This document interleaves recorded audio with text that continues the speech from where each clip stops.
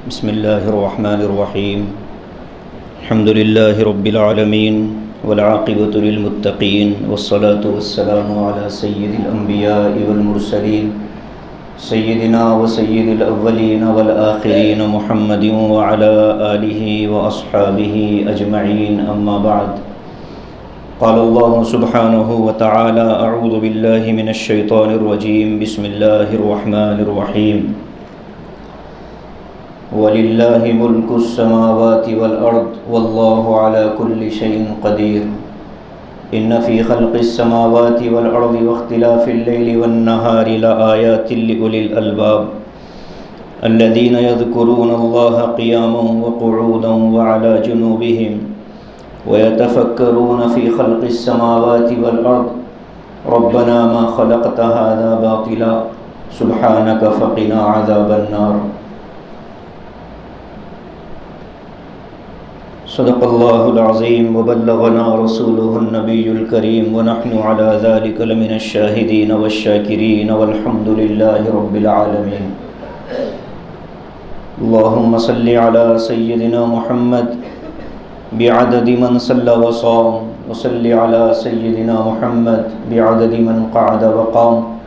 جزا اللہ عنا محمدا صلی اللہ علیہ وسلم ما هو اہلہ. رضینا باللہ ربا وبالاسلام دینا وبمحمد صلی اللہ علیہ وسلم نبیا ورسولا.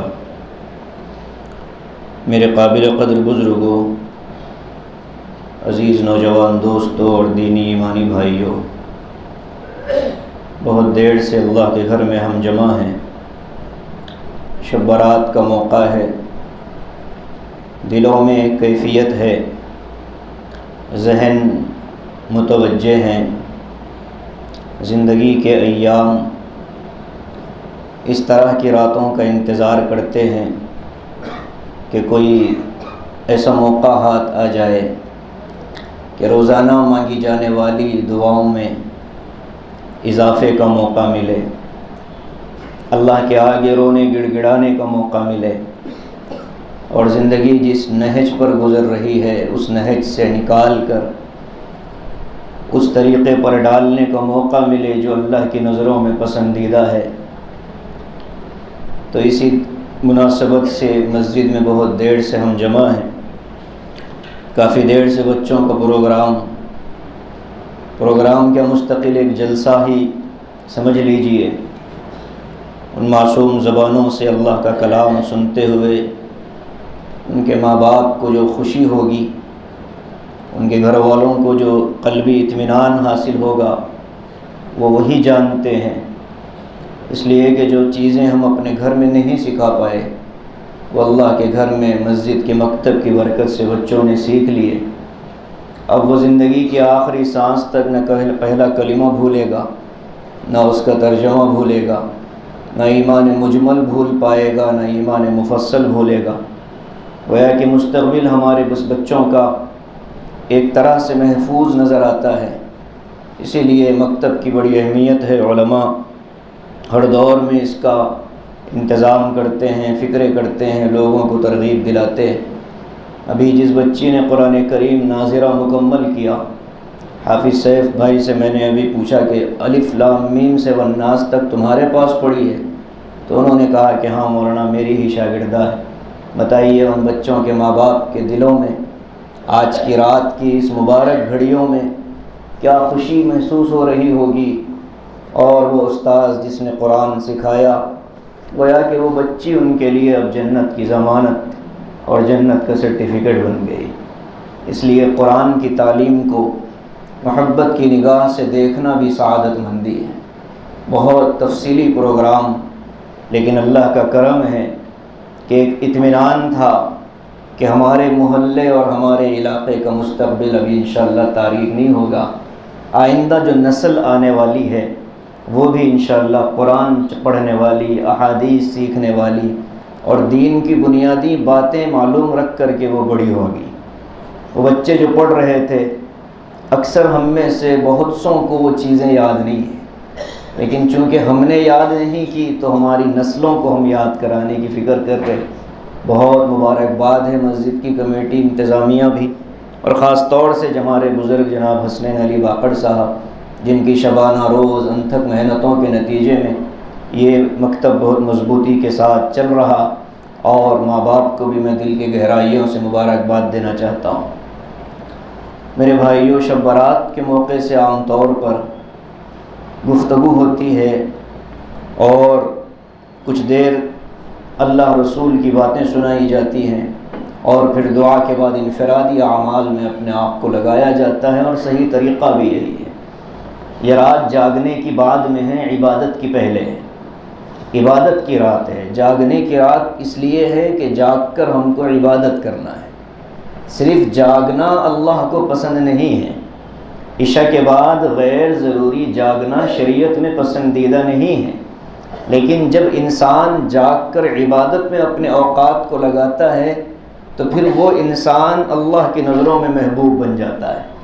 صحابہ رضوان اللہ علیہ مجمعین کا قرآن نے جو تعارف کرایا، وَبِالْأَسْحَارِ هُمْ يَسْتَغْفِرُونَ، وَبِاللَّيْلِ، رات کو کچھ دیر سوتے ہیں، اور پھر رات کا ایک بڑا حصہ اللہ کے آگے عبادت میں، استغفار میں، دعاؤں میں، اللہ کو منانے میں لگاتے ہیں۔ تو یہ صحابہ کی عادت تھی کہ وہ راتوں کو جاگتے تھے تو اللہ کی عبادت کی نیت سے جاگتے تھے، اور اگر عبادت کے لیے طبیعت آمادہ نہ ہو یا تھکن ہو تو پھر آرام کر لیا کرتے تھے۔ خود آقا علیہ السلام کی رات کے 3 حصے تھے۔ آقا علیہ السلام رات کو 3 حصوں میں تقسیم فرماتے، روزانہ کی رات کو، اور 2 حصے آرام کرتے، اور آخری حصہ آپ بیدار ہوتے، اور اس بیدار ہو کر کے اللہ تبارک و تعالی کی یاد میں اس کو صرف کرتے۔ آج بھی امت میں یہ طریقہ رائج ہے۔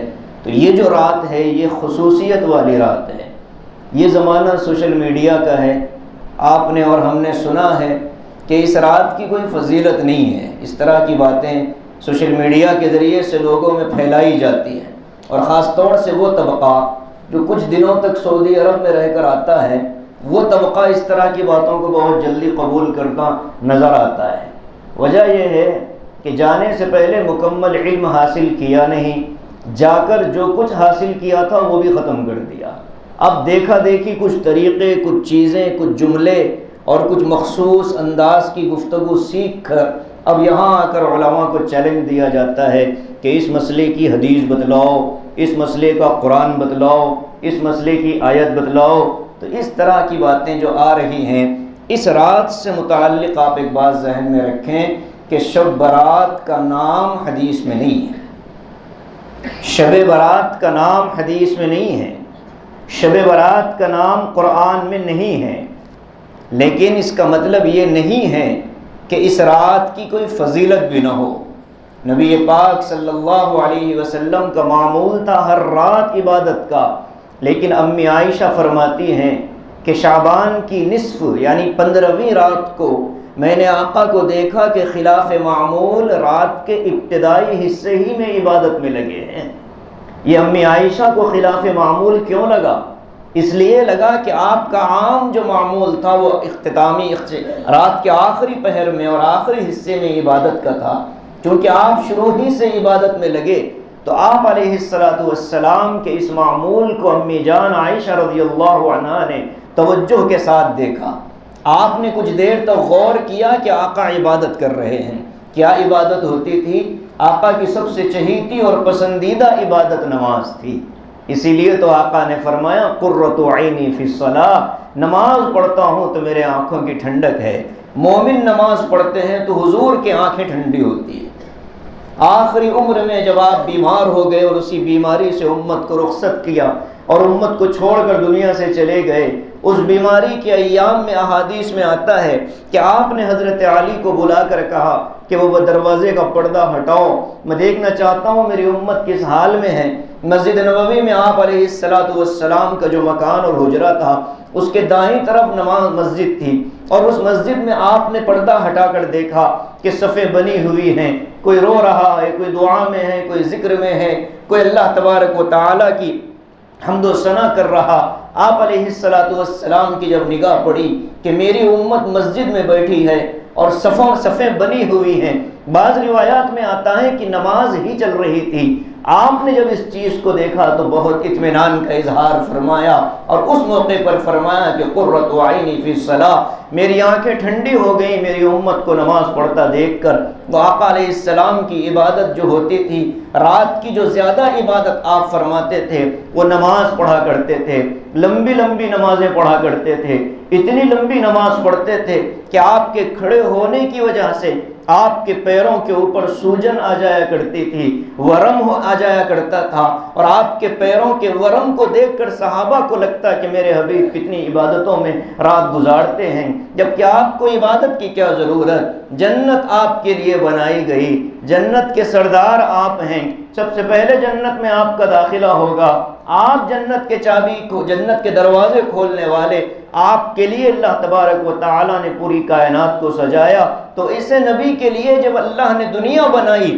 اور کائنات کو بنایا، لیکن نبی علیہ السلام سے جب صحابہ نے یہی بات پوچھی، یا رسول اللہ دنیا آپ کے لیے بنی ہے، جنت آپ کی ہے، یہ ساری چیزیں آپ کی سورہ فتح نازل ہو گیا، انا فتحنا لک فتحا مبینا لیغفر لک اللہ ما تقدم من ذنبک وما تأخر ویتم نعمته علیک ویہدیک صراطا مستقیما وینصرک اللہ نصرا عزیزا۔ قرآن کی یہ آیتیں میرے نبی کی شان کو بیان کرتی ہیں اور کہتے ہیں کہ اے نبی مکہ فتح ہونے والا ہے، مکہ فتح ہو کر رہے گا، آپ کے لیے اللہ تبارک و تعالی نے اپنی خصوصی مغفرت کا اعلان فرما دیا۔ صحابہ نے پوچھا کہ آقا، آپ سے پوچھا کہ آقا آپ اتنی عبادت کرتے ہیں جبکہ آپ کے لیے تو مغفرت کا وعدہ ہے، جنت کے وعدے ہیں، آپ پھر بھی عبادت میں لگے ہیں۔ آقا نے کیا پیارا جملہ فرمایا فلا اکون عبدا شکورا، ارے بھائی تمہاری عبادت جو ہوتی ہے مغفرت کے لیے ہوتی ہوگی، لیکن میں جو اللہ کی عبادت کرتا ہوں، اللہ نے مجھ پر جو انعامات کی بارش برسائی ہے، میں اس کے شکریہ کے طور پر عبادت کرتا ہوں۔ آقا کی عبادت شکریہ کے طور پر تھی، آپ کو ضرورت نہیں تھی کہ اللہ مجھے معاف فرما دے، لیکن کیا آتا ہے حدیث میں کہ آپ ایک مجلس میں 100 مرتبہ استغفار کر لیا کرتے تھے، ضرورت نہیں تھی آپ کو استغفار کی، لیکن آپ استغفار کرتے تھے۔ افلا اکون عبدا شکورا، کہ لوگوں کیا میں اللہ کا فرما بردار، کیا میں اللہ کا شکر گزار بندہ نہ بنوں؟ تو اللہ کے رسول کی راتوں کی عبادت نماز ہوا کرتی۔ امی جان فرماتی ہیں کہ شعبان کی 15ویں رات کو میں نے دیکھا کہ آقا عبادت میں مشغول ہیں، کچھ دیر تک آپ عبادت کرتے رہے اور اس کے بعد آپ گھر سے نکلے۔ مجھے ڈر لگا کہ شاید کسی اور بیوی کے پاس وقت گزارنے اور رات گزارنے کے لیے چلے گئے، اس لیے کہ باری تو حضرت عائشہ کی تھی۔ حضور پاک صلی اللہ علیہ وسلم کا معمول تھا کہ اپنی اہلیاؤں کے گھروں میں جانے کے لیے باریاں متعین کر دی تھیں کہ یہ دن ان کے پاس اور یہ دن ان کے پاس، اس میں آپ سر منہ تجاوز نہیں فرمایا کرتے، بہت انصاف اور عدل کے ساتھ آپ نے اپنی بیویوں کے درمیان میں ایک عملی نمونہ امت کے سامنے پیش کیا کہ اپنی بیویاں اگر ایک سے زائد ہوں تو کیسے ان کے ساتھ زندگی گزاری جائے۔ اللہ کے رسول نے عملی طور پر بتلایا۔ آج اسلام پر اعتراض ہوتا ہے کہ اسلام ایک سے زائد 4 شادیوں کا حکم دیتا ہے۔ میں آپ کو کہنا چاہتا ہوں کہ اسلام 4 شادیوں کا حکم نہیں دیتا، اسلام 4 شادیوں کی اجازت دیتا ہے۔ حکم اگر ہوتا تو کرنا لازم ہوتا، حکم اگر ہوتا تو کرنا ضروری ہوتا، حکم نہیں دیا اسلام نے۔ اسلام نے کہا کہ اگر تم کو ضرورت ہو، تقاضا ہو، تو پھر تم دوسرا نکاح کر سکتے ہو، تیسرا کر سکتے ہو، چوتھا کر سکتے ہو، لیکن آگے کیا کہا کہ اگر تم کو یہ ڈر ہو وَإِنْ خِفْتُمْ أَلَّا تَعْدِلُوا فَوَاحِدَةً، اسی آیت میں آگے اللہ نے فرمایا کہ اگر تم اپنی بیویوں میں انصاف نہیں کر سکتے، تم کو ڈر لگے کہ میں ناانصافی کر بیٹھوں گا، تو تم کو پھر ایک بیوی پر قناعت کرنا ضروری ہے۔ یہ پورا حکم ہے قرآن کا۔ تو حضرت نبی پاک صلی اللہ علیہ وسلم کا معمول تھا کہ آپ کبھی کسی کے مکان پر رات گزارتے، کبھی کسی کے مکان پر رات گزارتے، انصاف کے ساتھ رات گزارا کرتے۔ اس میں ایک زوجہ مطہرہ حضرت سودا رضی اللہ تعالی عنہ، وہ چونکہ بڑی عمر کی خاتون تھیں، انہوں نے کہہ دیا تھا کہ آقا میرے حصے میں آپ جو دن دیں گے میں اپنی پوری رضامندی اور خوشی سے اپنی باری عائشہ کے حوالے کر دیتی ہوں۔ اس لیے امی عائشہ کے ہاں آقا علیہ السلام 2 راتیں گزارا کرتے تھے۔ یہ حضرت سودا کا تحفہ تھا حضرت عائشہ کو، تو اس رات میں حضرت عائشہ کے ہاں باری، آقا علیہ السلام عبادت کر کے نکلے، امی عائشہ کو ڈر لگا کہ کہیں کسی اور اہلیہ کے گھر تو نہیں چلے گئے، وہ بھی پیچھے پیچھے نکلیں۔ آپ حضرات جنہوں نے مدینہ منورہ کی زیارت کی ہے، اللہ مجھے اور آپ کو بار بار حاضری نصیب فرمائے، مقبول حاضری نصیب فرمائے، بار بار اللہ مجھے اور آپ کو مدینہ اور مکے کی زیارت نصیب کر دے۔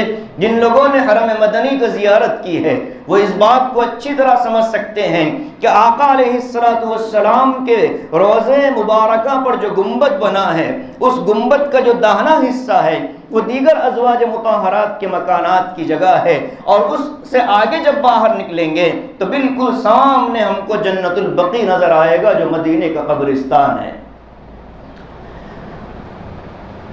امی جان فرماتی ہیں کہ رات کو میں بھی حضور کے پیچھے سے نکلی، آقا علیہ السلام نے امہات المؤمنین کے حجرے پیچھے چھوڑے اور آگے بڑھتے چلے گئے، میں بھی پیچھے پیچھے جانے لگی تو دیکھا کہ آقا بقیع قبرستان میں داخل ہوئے۔ آپ نے بقیع والوں کے لیے مغفرت کی دعا فرمائی اور پھر کچھ دیر وہاں رہے اور واپس اپنے حجرے میں تشریف لائے۔ امی عائشہ نے یہ روایت حدیث بیان فرما دی کہ آج کی رات میں اللہ کے رسول صلی اللہ علیہ وسلم نے 2 کام کیے تھے، ایک تو یہ کہ آپ نے عبادت کی تھی اور دوسرے آپ بقیع تشریف لے گئے۔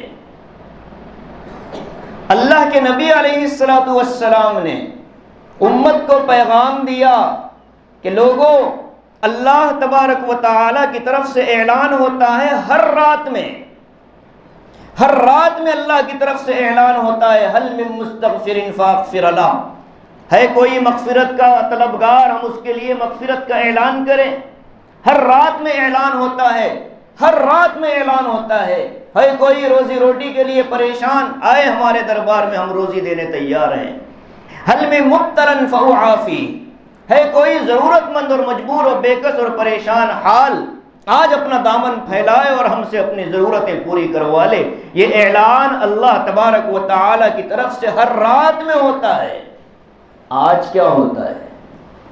آج بھی یہ اعلان ہوتا ہے، لیکن فرق یہ ہے میرے بھائی کہ ہر رات میں جو اعلان ہوتا ہے رات کے آخری حصے میں ہوتا ہے، اور آج کی رات میں جو اعلان ہوتا ہے رات کے ابتدائی حصے سے شروع ہو جاتا ہے۔ یہ ہے فرق۔ اب لوگ اس حدیث کو سناتے ہیں کہ روزانہ اعلان ہوتا ہے، شب برات کی کیا خصوصیت ہے؟ تو یہ خصوصیت ہے، جیسے ہی ہم نے مغرب کی نماز پڑھ لی اب ہمارے لیے اعلان شروع ہو گیا، حل من مستغفر فاغفر لہ۔ اگر کسی شخص نے مغرب سے عشاء تک دبا کر عبادت کی تو آج کی رات کی عبادت کرنے والوں میں اس کا نام شامل ہو گیا۔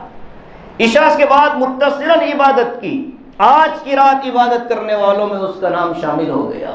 عشاء کی نماز کے بعد عبادت کی، رات کے آخری حصے میں عبادت کی، اس کا نام عبادت کرنے والوں کی فہرست میں شامل ہو جاتا ہے۔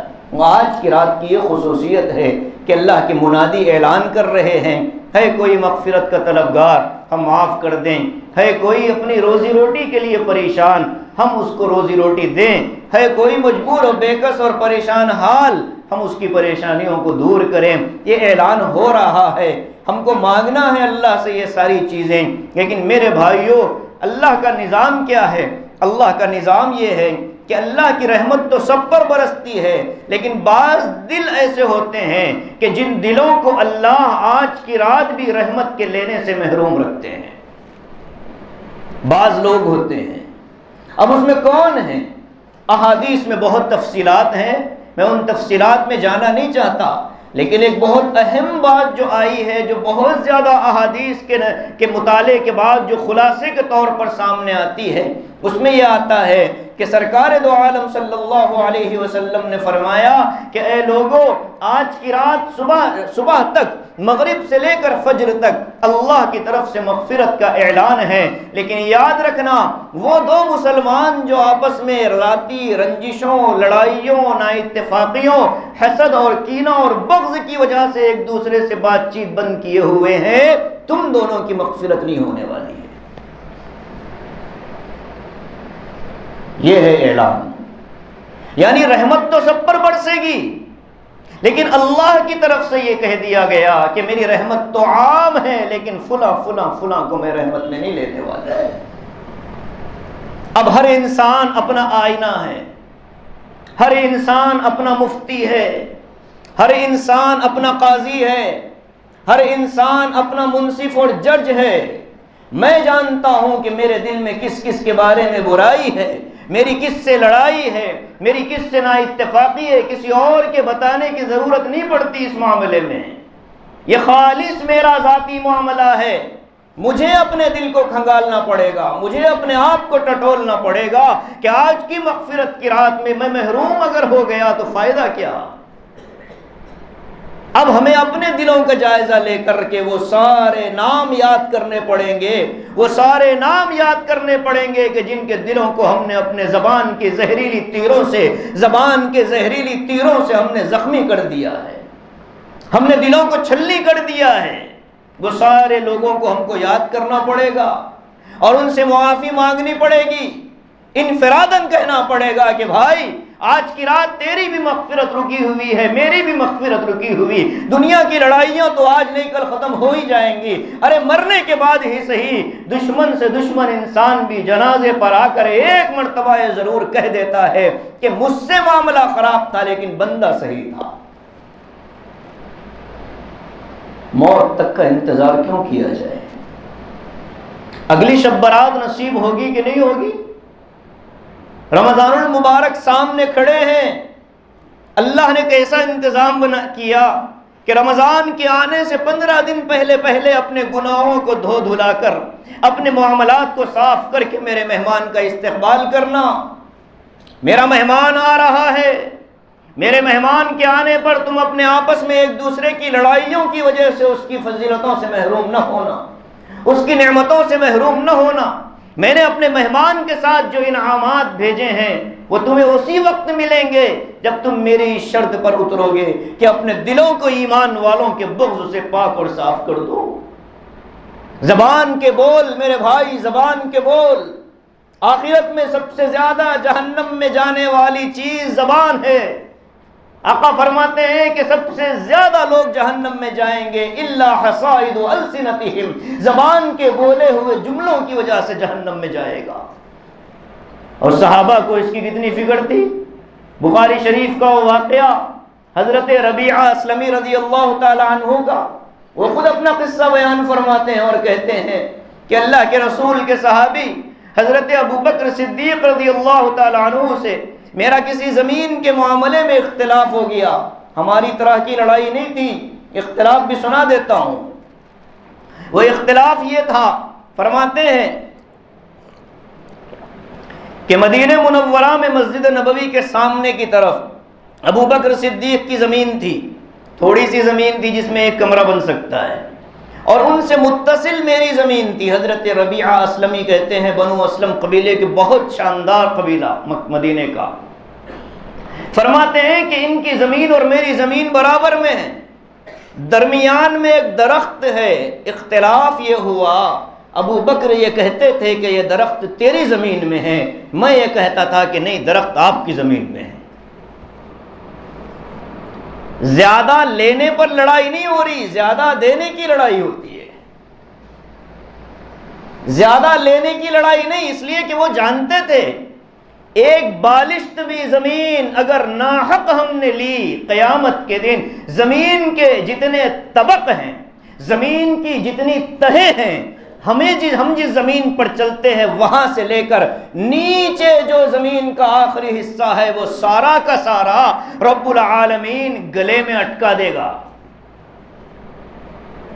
صحابہ ڈرتے تھے اس چیز سے، اسی لیے حضرت ابو بکر نے کیا کہا، یہ تیری، اور حضرت ربیعہ اسلمی کہتے ہیں میری نہیں آپ کی ہے۔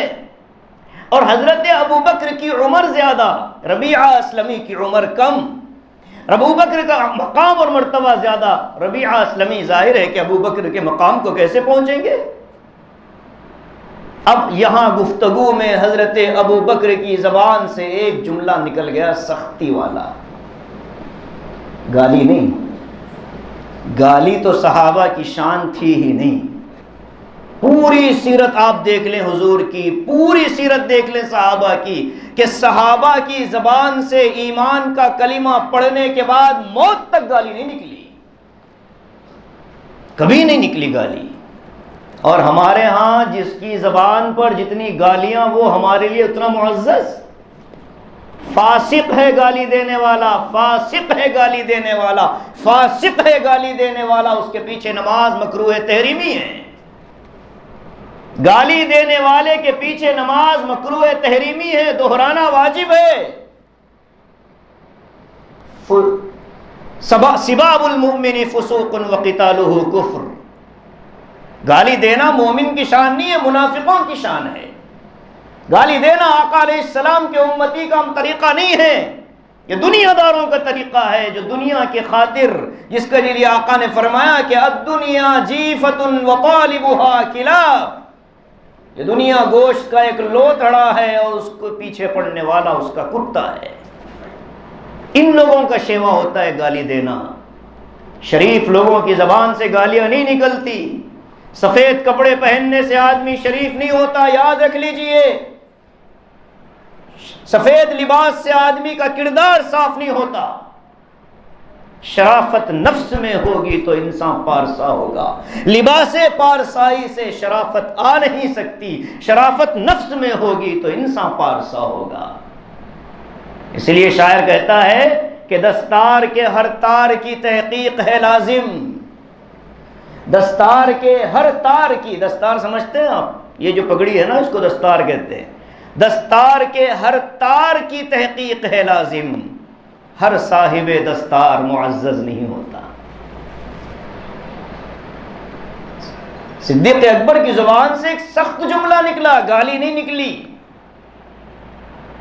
اب ایک نئی لڑائی شروع ہو گئی۔ زمین کے درخت کی جو لڑائی تھی وہ تبدیل ہو گئی معافی میں۔ اب حضرت ابو بکر نے ربیعہ اسلمی کے ہاتھ پکڑ لی اور کہا کہ ربیعہ، زمین کا جو جھگڑا ہے وہ بعد میں حل کر لیں گے میرے بھائی۔ جو جملہ میں نے تیرے لیے استعمال کیا اور جس لہجے میں نے تجھے کہا، اللہ کا واسطہ مجھے اس جگہ کھڑے کھڑے اسی لہجے میں مجھے وہ جملہ تو دوبارہ دوہرا دے۔ میں نے تجھے جو بات کہی میرے منہ پر تو مجھے وہ بات کہہ دے، دنیا میں معاملہ صاف ہو جائے گا، آخرت کی پکڑ سے میں بچ جاؤں گا۔ زمین کی لڑائی بعد میں، لیکن میں نے جو تمہیں سخت جملہ کہا تم بھی مجھے وہ جملہ کہہ دو تاکہ حساب برابر ہو۔ ربیعہ اسلمی کہتے ہیں کہ مجال ہے کہ آپ کو یہ جملہ کہوں، میں ہو ہی نہیں سکتا۔ صدیق اکبر کہتے ہیں کہ نہیں، تجھے کہنا پڑے گا۔ ربیعہ اسلمی کہتے ہیں میرے بس کا نہیں ہے۔ صدیق اکبر نے کہا حضور کو شکایت کروں گا۔ ربیعہ اسلمی نے کہا جاہے جہاں شکایت کر لے، میری ہمت نہیں کہ میں یار غار رسول اور آقا کے سب سے معتمد اور چہیتے صحابی صدیق اکبر کی شان میں گستاخی کر کے اپنا ایمان خراب کر لو۔ آپ کریں شکایت حضور کی شان میں، حضور کی خدمت میں۔ اب حضرت ابو بکر آگے اور حضرت ربیعہ اسلمی پیچھے۔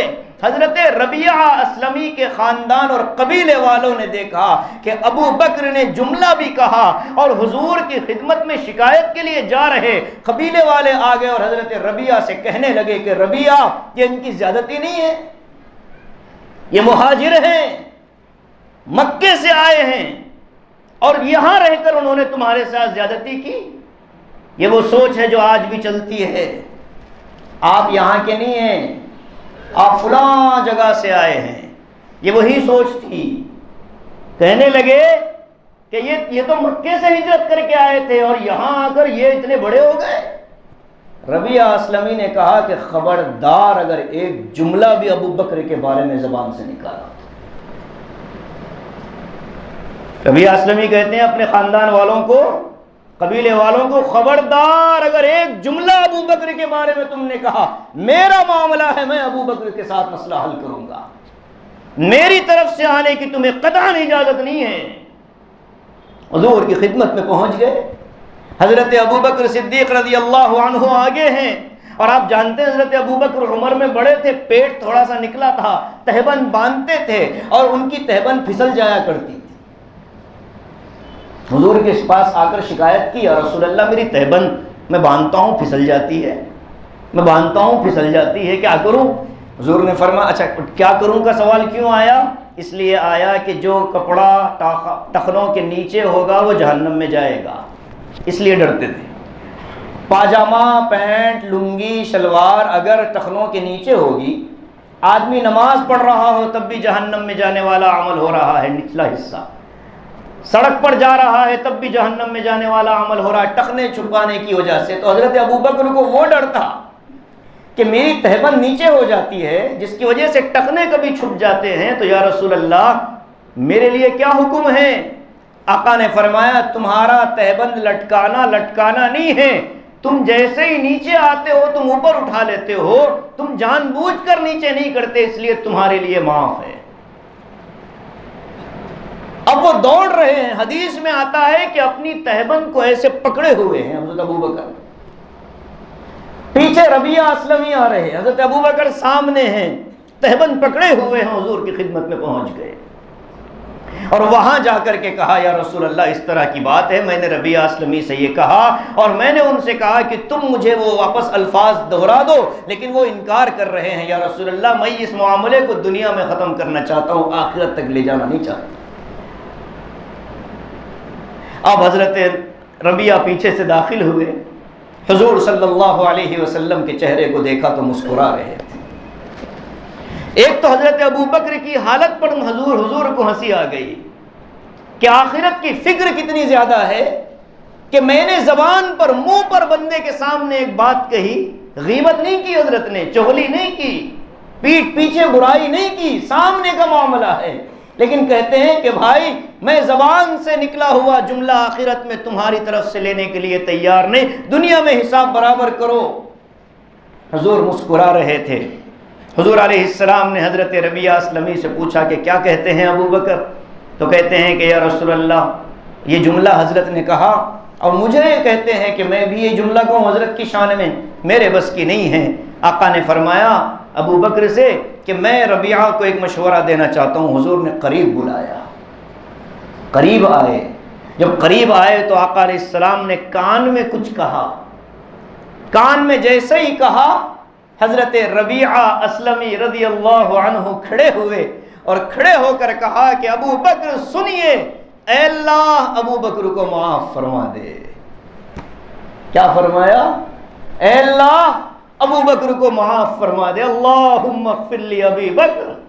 یہ جملہ جیسے ہی حضرت صدیق اکبر کی زبان میں پڑھا، حضور کو مخاطب کر کے کہنے لگے فدا کا ابی و امی یا رسول اللہ، آپ نے ایک امتی کے بوجھ کو میرے کندھے سے ہٹا دیا، آپ گواہ رہیے وہ درخت بھی ربیعہ کا ہے اور وہ زمین بھی ربیعہ کی ہے، میں نے ہدیہ کر دیا۔ یہ تھا ان کا معاملہ، دنیا چلی جائے لیکن کسی مومن کے نام اعمال میں میری طرف سے بولا ہوا جملہ موجود ہو۔ حصائد السنتہم، حضور فرماتے ہیں کہ جہنم میں لے جانے والی سب سے زیادہ چیز اگر کوئی ہے تو وہ زبان ہے، زبان پر کنٹرول کر لو، جہاں جنت میری طرف سے لے لو، زبان کی ضمانت دے دو، جنت کی ضمانت لے لو۔ آقا علیہ السلام نے معمولی بات نہیں کہی، ایسی مغفرت والی راتوں میں انسان کی مغفرت کو روکنے کی جو چیزیں ہیں، آقا علیہ السلام نے امت کو اسی وقت سمجھایا کہ ان چیزوں سے بچ جاؤ، مغفرت ہو جائے گی۔ اس لیے کہ یہ معاملہ حقوق العباد کا ہے، یہ معاملہ بندوں سے متعلق ہے، یہ معاملہ اللہ کا نہیں ہے۔ میں نے کسی کی غیبت کی، اللہ کیا کرے گا؟ میں نے اللہ کی شان میں گستاخی نہیں کی، اللہ یہ فرمائے گا کہ جس کی غیبت کی ہے اس سے مل کر معاملہ صاف کر لے، تیری مغفرت رکے رہے گی۔ میں نے کسی کا حق دبایا، اللہ کا میں نے کیا بگاڑا؟ اللہ کے حق میں نے کیا کمی کی؟ بندوں کا معاملہ ہے۔ میں نے کسی کا کام کرنے کے لیے رشوت لی، چاہے ایمان والا ہو چاہے کافر ہو، کسی کافر سے بھی، کسی کافر کو بھی دھوکہ دینے کی شریعت کی اجازت نہیں دیتا، کسی غیر مومن سے بھی، غیر مسلم سے بھی رشوت لینے کی شریعت اجازت نہیں دیتی۔ یہ ساری چیزیں قیامت کے دن تلیں گی اور اللہ کے دربار میں حساب ہوگا ان کا۔ حاجی صاحب کا حج بھی جا سکتا ہے عمرہ کرنے والوں کے عمرے بھی جا سکتے ہیں، راتوں کی عبادتیں بھی جا سکتی ہیں۔ اس لیے میرے بھائی جن جن سے تعلقات خراب ہے ان سے رابطہ کر لینا ہے، میسج کر دیجئے، بس ایک جملہ کہہ دیجئے کہ بھائی میرا آپ سے تعلق خراب ہے، آج کی رات مغفرت کی ہے، آئندہ سال میں رہوں نہ رہوں، آپ رہیں نہ رہیں، سچے دل سے میں معافی مانگتا ہوں، مجھے معاف کر دیجیے۔ معاف کرنے والا، معافی مانگنے والے کی عزت ہے، معافی مانگنے والے کو اللہ عزتوں سے نوازتا ہے۔ آج کی رات مغفرت چاہتے ہیں ہم تو اپنے تعلقات جو خراب ہیں ان کو درست کر لیں، اور جن حضرات کے اندر جو بیماریاں ہیں، حضور علیہ السلام نے 2-3 بیماریوں کی طرف اشارہ فرمایا، اس میں ایک بیماری تو یہی ہے کہ آدمی زبان کا خراب ہو، بدگمانی اس کے اندر پیدا ہو جائے، احوال کو دیکھ کر نتیجہ اخذ کرنے کا اس کا مزاج بن جائے۔ یہ شراب پینے والا اور زنا کرنے والا یہ ایسے گناہ ہیں کہ جب تک بندہ ان سے سچی پکی دل سے توبہ نہیں کرے گا، آج کی رات میں بھی اس کی مغفرت ہونے والی نہیں ہے۔ اب بتائیے کہ کتنا سخت گناہ ہے، اتنی محنت کی، رات بھر جاگتے رہے، اللہ کے آگے روتے رہے، تہجد بھی پڑھی، دن کا روزہ بھی رکھا، لیکن آخری میں نتیجہ یہ ملا کہ تمہارے لیے معافی نہیں تھی، تم نکلو یہاں سے۔ یہ اللہ کا قانون میں آپ کو سنا رہا ہوں، قانون ہے یہ اللہ کا۔ شب برات ہو، شب قدر ہو، راتوں کا جاگنا جو جمعہ کی شب ہے اور رمضان کی راتیں ہیں، میرے بھائی یہ اسی وقت ہمارے لیے کام آ سکتی ہیں جب تک کہ ہمارے آپسی معاملات خراب نہ ہوں۔ آپسی معاملات اچھے ہیں تو پھر یہ سارے فائدے ہم کو ملیں گے۔ جیسے بخار کے مریض کو کھانے کا مزہ نہیں لگتا، ایسے ہی ان گناہوں میں ملوث ہونے والے کو ان راتوں کی نعمتیں نہیں لگتی۔ بخار ہو تو منہ کا مزہ خراب ہے، ایسے ہی یہ بیماریاں دل میں ہیں تو پھر اس رات کی نعمتیں بھی ہم کو ملنے والی نہیں۔ ایک بات حضور نے اور فرمائی کہ جو آدمی مشرک ہوگا، شرک کرنے والا ہوگا، اس کی بھی مغفرت نہیں ہوگی۔ شرک کی کئی شکلیں اس وقت ہمارے نوجوانوں میں چل رہی ہیں، مجھے معاف کیجئے گا کہ شرک کا مفہوم اور مطلب ہم لوگوں نے سمجھا نہیں۔ ایک طبقہ وہ ہوتا ہے جو ہر چیز کو شرک کے اکاؤنٹ میں ڈالنے کا عادی ہے، آگے پیچھے کچھ بھی نہیں پتا، کلہ شرک، یہ کرنا یہ بھی شرک ہے، یہ بھی شرک ہے، یہ بھی شرک ہے، یہ بھی شرک ہے۔ اور ایک طبقہ وہ ہوتا ہے جو کھلے شرک کو بھی شرک نہیں مانتا۔ اسلام نے اعتدال کا مذہب دیا ہے، وَكَذَلِكَ جَعَلْنَاكُمْ أُمَّةً وَسَطًا لِتَكُونُوا شُهَدَاءَ عَلَى النَّاسِ وَيَكُونَ الرَّسُولُ عَلَيْكُمْ شَهِيدًا۔ اعتدال، اور یہ امت کی ایک فراست تھی۔ ہمارا جو ماضی تھا، اتنے عقل مند تھے ہم لوگ کہ لوگوں کے چہرے دیکھ کر ہم بتا دیا کرتے تھے کہ یہ کتنا بیمار ہے۔ حکیم اجمل خان صاحب اس ملک کی آزادی کے ایک ہیرو ہیں، دہلی میں رہتے تھے اور بڑے بڑے لوگوں کا علاج کرتے تھے۔ جب ان کو دہلی میں بلایا گیا تو وہ ایک جگہ بیٹھے تھے بازار میں، کسی غیر مسلم کا جنازہ جا رہا تھا۔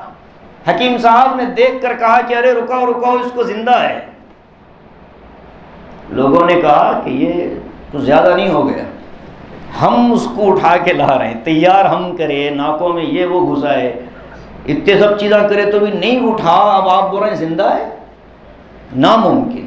مگر نام حکیم صاحب بڑے آدمی تھے، ان کو منع کرتے ہوئے بھی ڈرتے تھے، کہا کہ بھائی بوڑھا جب بول رہا ہے تو کم از کم اس کی تسلی کے لیے اتار دو۔ وہ میت کو اتارا گیا، اتار کر حکیم صاحب نے کہا یہ پھول ول سب ہٹاؤ اس کے اوپر سے۔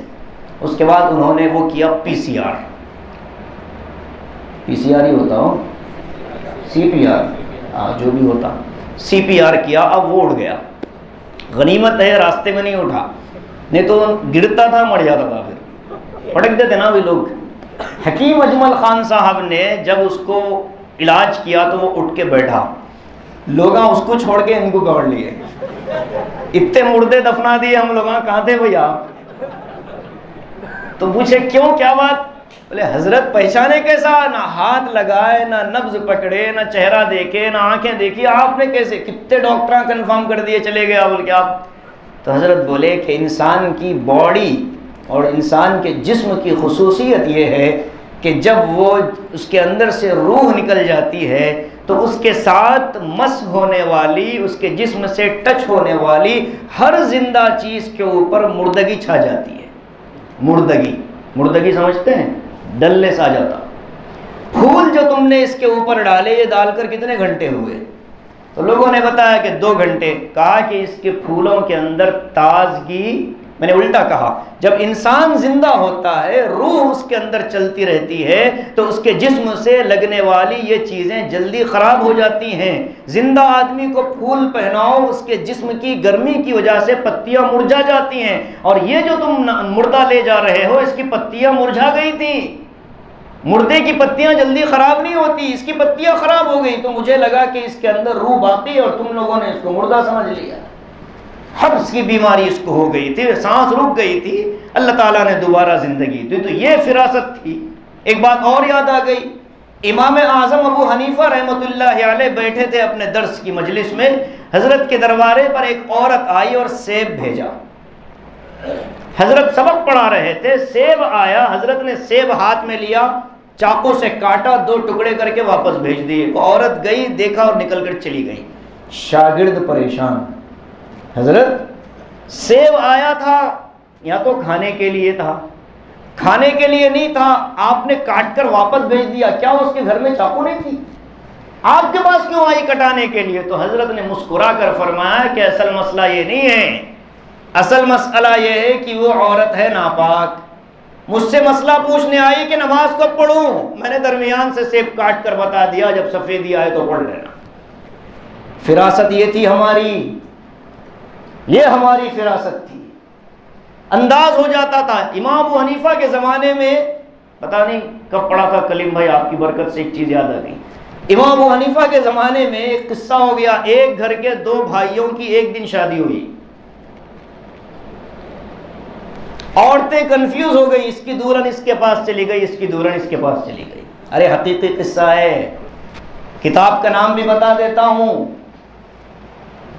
علماء احناف کے حیرت انگیز واقعات کے نام سے کتاب ہے، اس کا اندر ایک حوالہ ہے حدائق الحنفیہ۔ شادی ہوئی دونوں بھائیوں کی، ایک ہی گھر کے، ایک ہی دن، شب زفاف کا جب مسئلہ آیا تو اس کی بیوی اس کے کمرے میں، اس کی بیوی اس کے کمرے میں۔ اب کیا کیا جائے؟ یہ کب ہوا؟ ولیمے کی دعوت میں بھانڈا پھوٹا۔ ولیمے کی جب دعوت آئی تو سب لوگ تو کھانا کھا رہے تھے، امام اصمعی رحمۃ اللہ علیہ اس دعوت میں، امام ابو حنیفہ اس دعوت میں، قاضی ابو یوسف اس دعوت میں، امام لیث ابن سعد اس دعوت میں، امام محمد ابن حسن الشیبانی اس دعوت، ایسے بڑے بڑے محدثین اور مفسرین اور فقہا کی دعوت۔ لڑکے کے والد، جو لڑکوں کے والد تھے، وہ دوڑتے ہوئے حواس باختہ باہر آ گئے، بولے حضرت مسئلہ ہو گیا۔ کیا ہو گیا؟ بولے کہ جو دلہنیں تھیں وہ ادلی بدلی ہو گئی، ولیمہ کھا رہے ہو، رک تو جاؤ ذرا۔ اب حضرت امام اصمعی رحمۃ اللہ علیہ نے تو کہا کہ یہ نکاح ختم ہو گیا دونوں کا۔ امام ابو حنیفہ علیہ الرحمہ نے کہا میں بھی کچھ بولوں؟ تو امام ابو حنیفہ سے پوچھا کہ حضرت آپ کا کیا مشورہ ہے اس مسئلے میں؟ تو حضرت نے فرمایا پہلے وہ دولہوں کو بلاؤ، دلہوں کو بلاؤ۔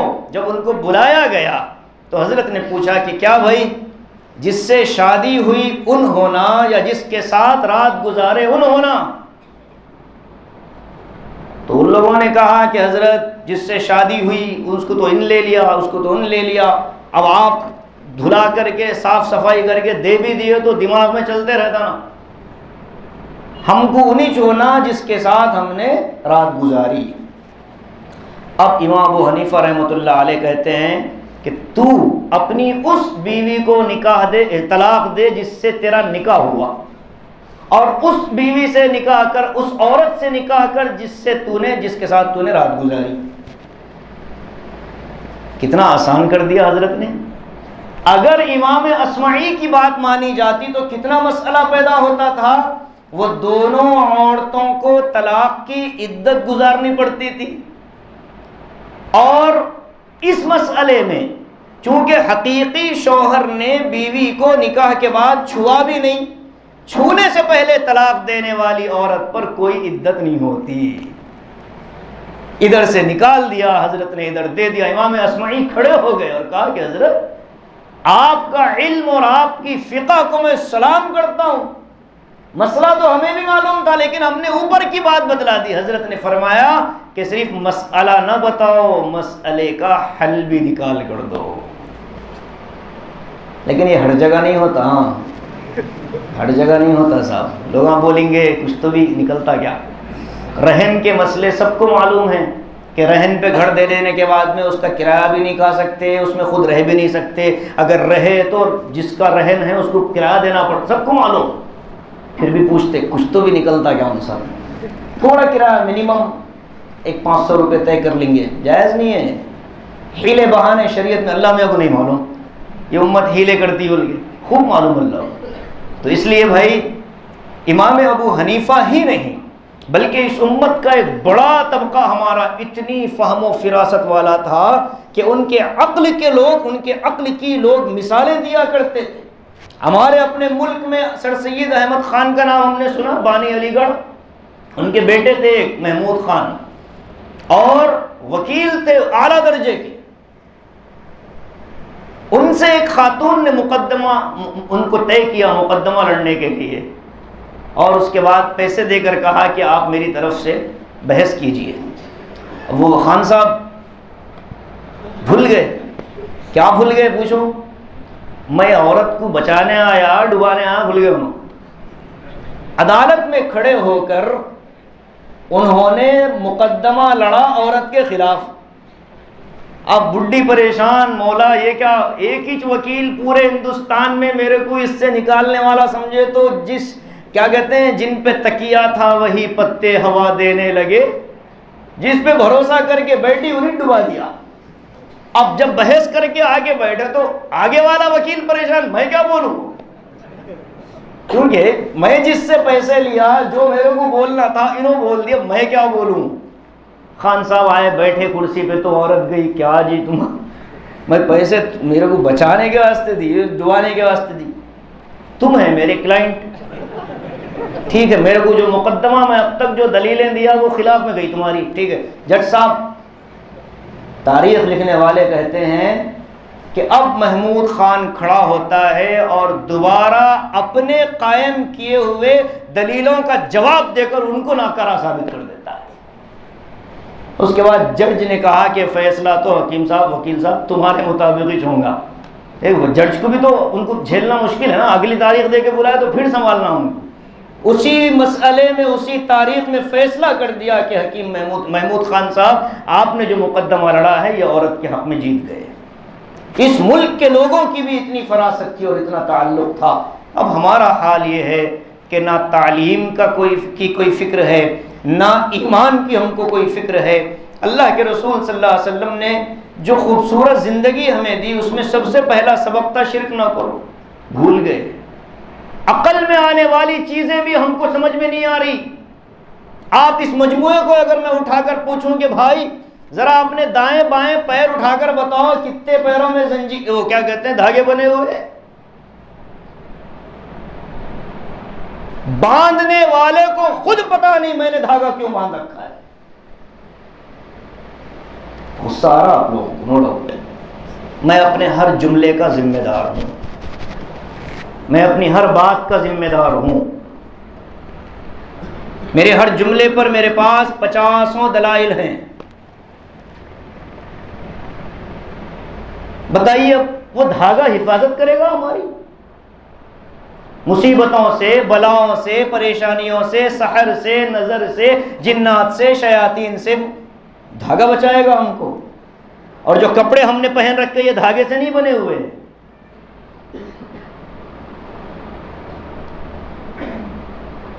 اب یہ دھاگے حفاظت کریں گے ہماری۔ میدان جنگ میں تیر اور تلوار سے بچنے کے لیے دھاگے آگے کر دو۔ چلیے آگے پوچھتا ہوں میں، دھاگے باندھ رکھے ہیں کتنے کتنے سالوں سے، جس مقصد کے لیے دھاگا باندھا، ایک شخص کھڑا ہو کر مجھے بتا دو کہ مولانا الحمدللہ دھاگا باندھنے کے بعد میرے اوپر کا جادو چلا گیا۔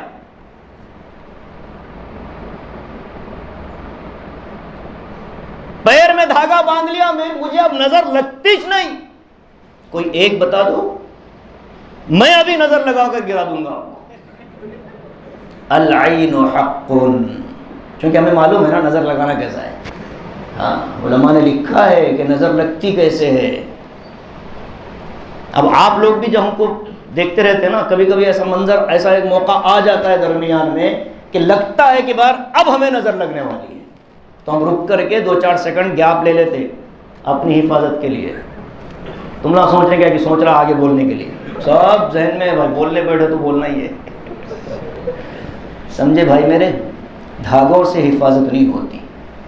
دھاگے پر جو چیز پڑی گئی ہے نا، اگر وہ اللہ کا کلام ہے، قرآن کی آیتیں ہیں، اللہ کے نام ہیں، اسماء الحسنی ہیں، تو میں آپ سے ادب کے ساتھ پوچھنا چاہتا ہوں کہ ہم کیسے مسلمان ہیں جس دھاگے پر اللہ کا کلام دم کیا جائے وہ ہمارے پیر میں باندھا جائے،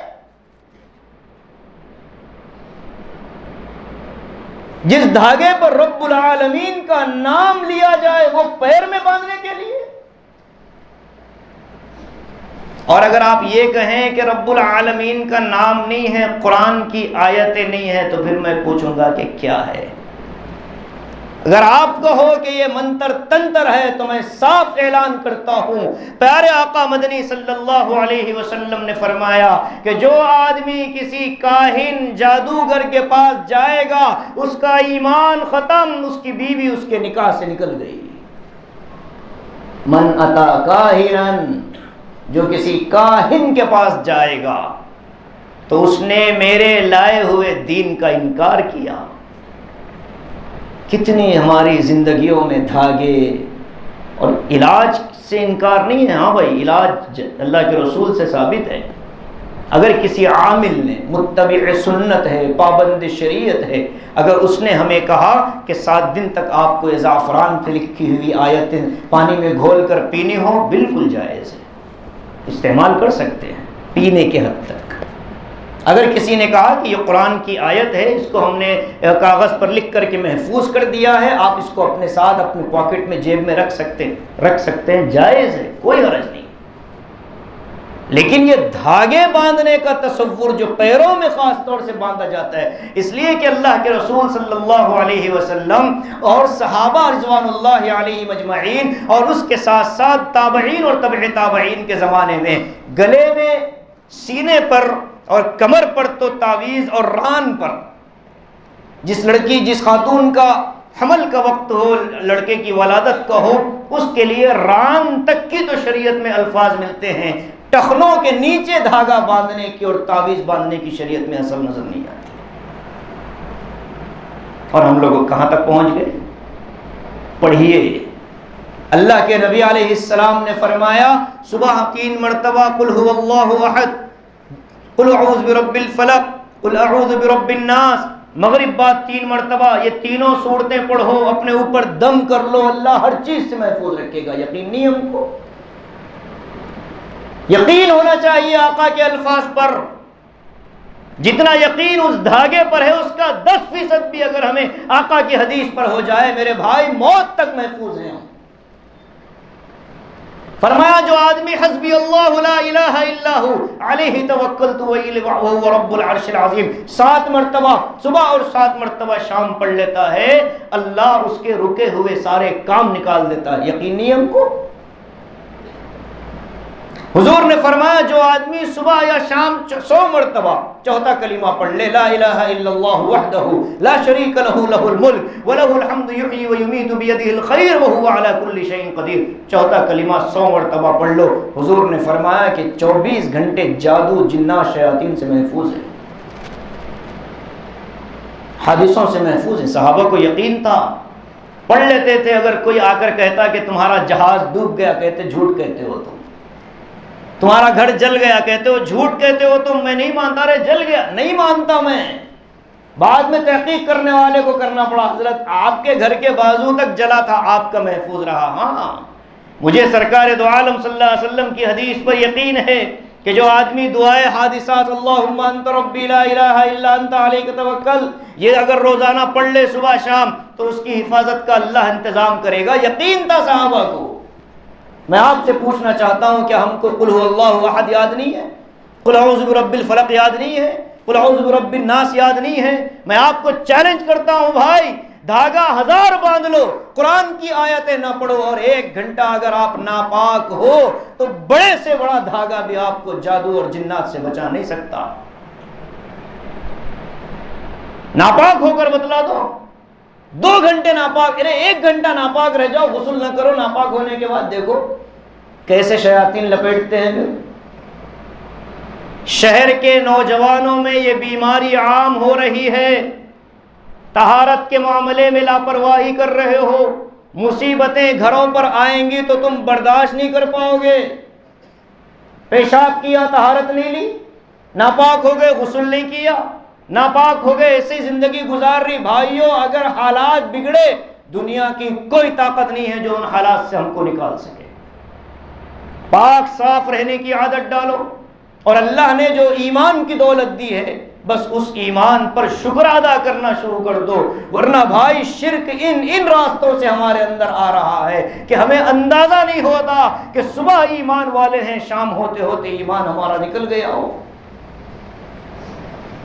اس لیے جو دھاگے بندھے ہوئے حضرات ہیں، اپنے اپنے گھر جا کر اللہ سے کہہ دو کہ مولا، مسجد میں سنا ہوں، آپ کی ذات پہ بھروسہ کر کے نکال رہا ہوں، میں اتنا جذباتی بھی نہیں ہوں کہ اب بچ کاٹ لو بول دیں، نہیں، آپ اپنے عقل سے کام لو۔ اگر دل نہیں مانتا، لکم دھاگا کم، ارے بھائی عربی میں دھاگے کو کیا بولتے؟ خیطکم، لکم خیطکم، تمہارے لیے تمہارا دھاگا، ہمارے لیے ہمارا بیان۔ میں اپنے بیان کے حد تک اللہ کو کہہ دوں گا کہ مولا میں نے سمجھا دیا تھا، آگے فذرہم وما یختلفون، اب وہ جس میں چل رہے ہیں چلنے دے، ہمیں اپنا کام پورا کرنا ہے۔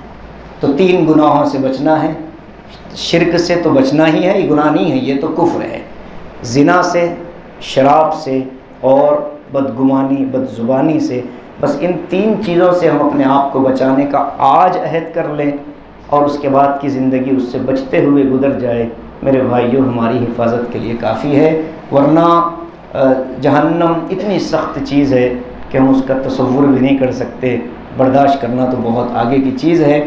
عمر ابن عبدالعزیز رحمۃ اللہ علیہ تو کتنے بڑے بادشاہ گزرے، سن 99 ہجری سے 100 ہجری تک 2 سال تک وہ خلیفہ رہے، بہت امانت دار، اور ان کو خلیفہ عادل کا لقب ملا ہے۔ خلافت راشدہ کی طرح ان کی خلافت تھی۔ ان کے بارے میں آتا ہے کہ جب وہ خلیفہ نہیں بنے اس وقت تک ان کے حالات بڑے عجیب تھے، یعنی یہ ہے کہ ان کے پاس بہت ٹھاٹ تھی، بہت ان جیسا لباس اگر بازار میں کسی کے پاس آتا تو وہ اپنا لباس بدل دیتے تھے کہ کوئی اس کا کاپی نہ ہونے پائے، اس درجے کی شان تھی۔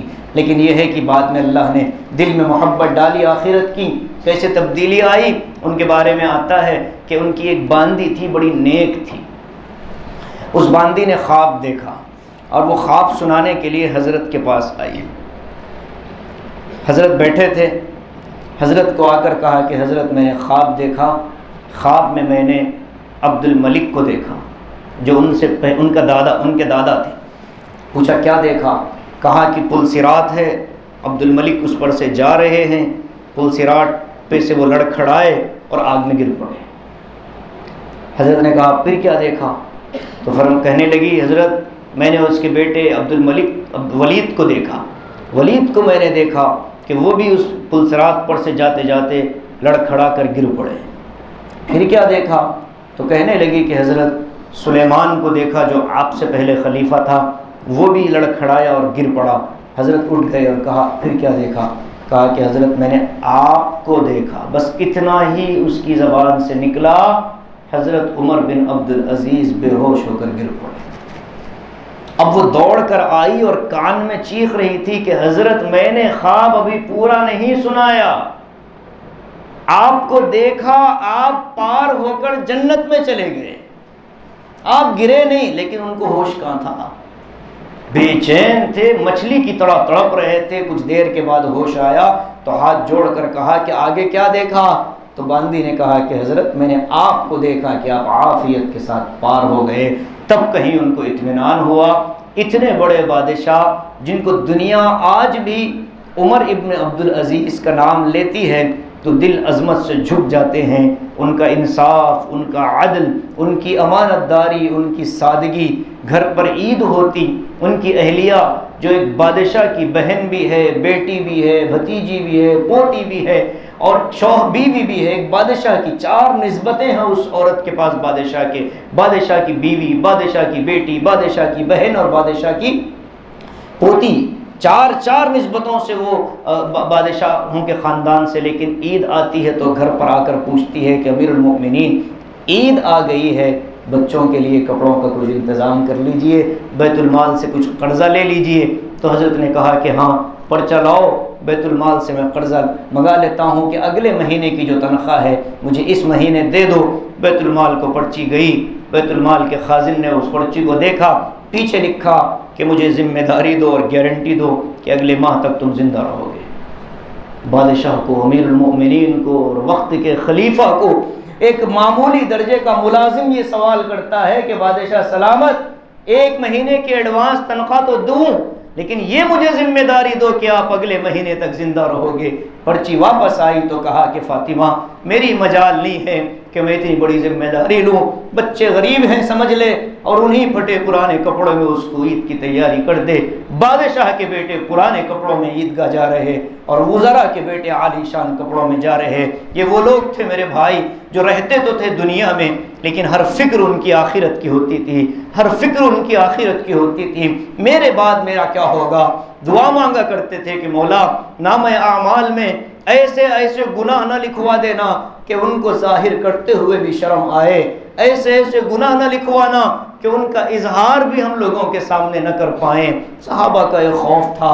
امیر المؤمنین عمر رضی اللہ عنہ نے، آخری بات سنا دیتا ہوں، حضرت عمر کے بارے میں ان کے خادم حضرت سالم کہتے ہیں کہ میں نے حضرت امیر المؤمنین کو دیکھا کہ رات عشاء کے بعد وہ بھیس بدل کر نکلے اور مدینے کا چکر لگانے لگے۔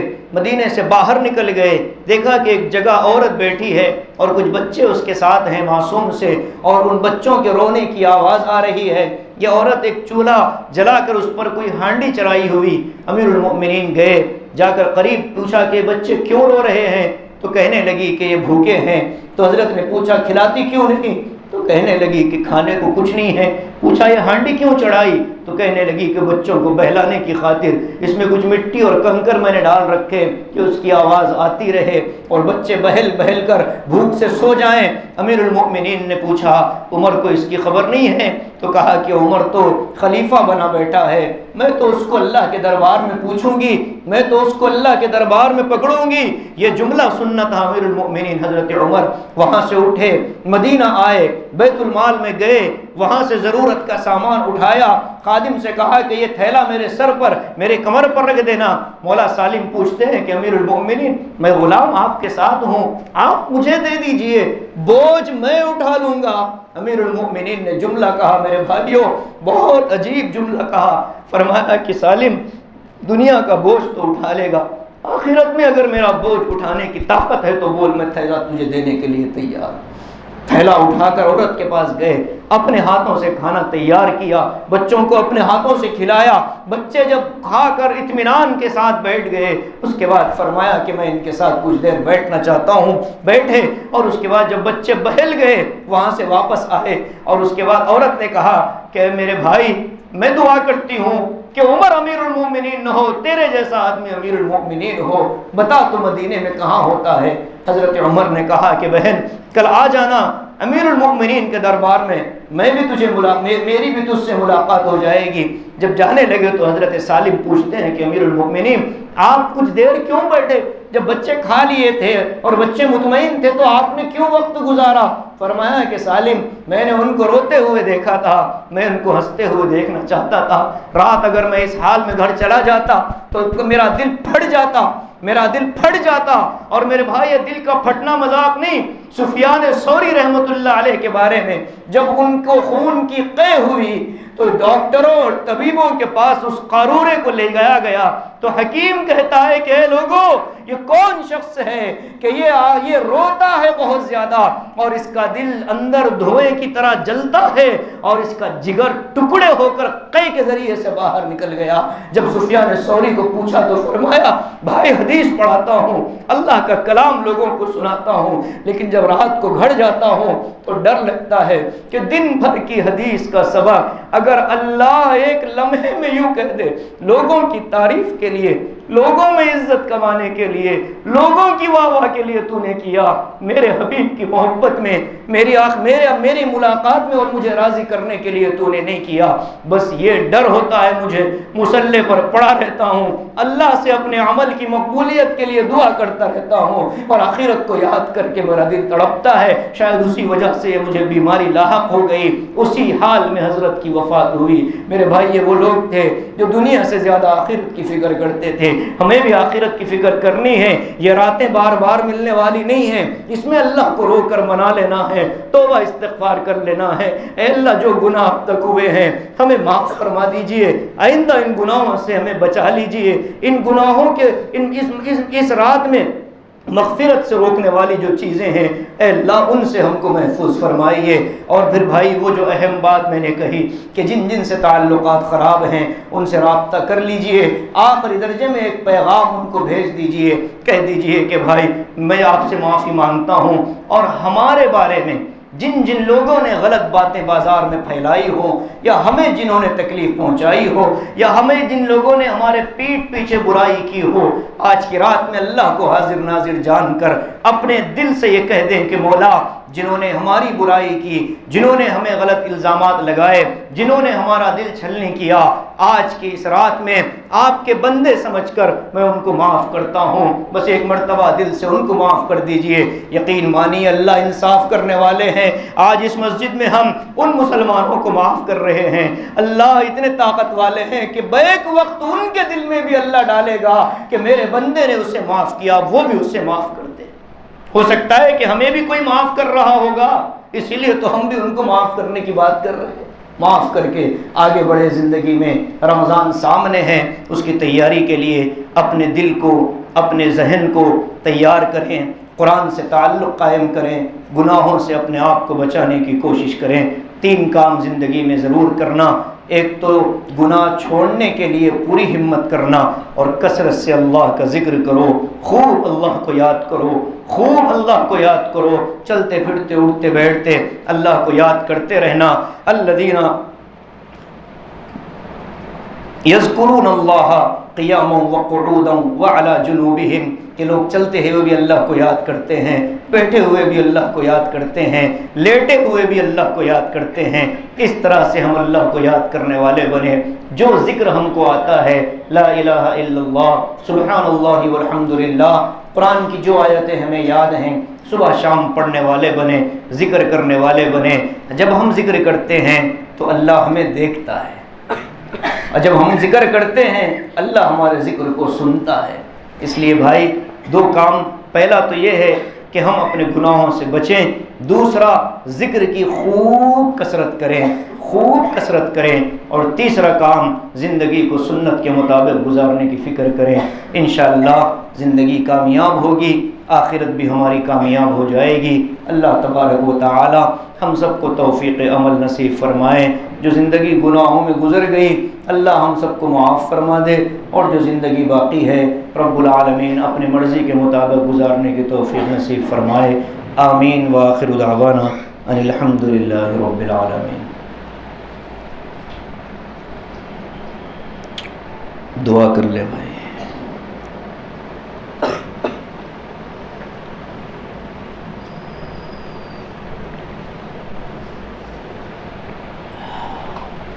قبلے کی طرف ہو جائیں ساتھ۔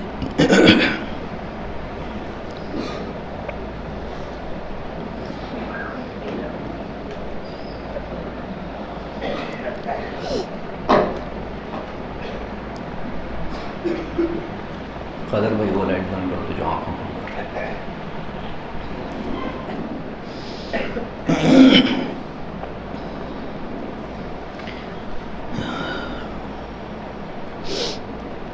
بھائی دعا اللہ کو پسندیدہ عمل ہے، اس لیے اپنی دعا بہت اہتمام سے کر لیں، اور دعا میں رونا اللہ کو بہت پسند ہے۔ اگر رونا نہ آئے تو رونے جیسا چہرہ بنانا اللہ کو پسند ہے۔ اب ہم سب بھکاری ہیں اور ایک دینے والے بہت بڑے بادشاہ کے دربار میں بھیک لینے کے لیے بیٹھے ہوئے ہیں، اس احساس اور تصور کے ساتھ بیٹھیں، اور اسی طریقے سے اب تک بالغ ہونے سے لے کر اب تک کے جو ہمارے گناہ ہیں ان سب کو ایک مرتبہ ذہن میں آنکھ بند کر کے یاد کر لیں، اور دل ہی دل میں ان گناہوں سے ہم شرمندگی اور ندامت کا اظہار کریں کہ میں اس گناہ پر شرمندہ ہوں، اور پھر دل میں ان گناہوں سے اللہ سے معافی مانگے۔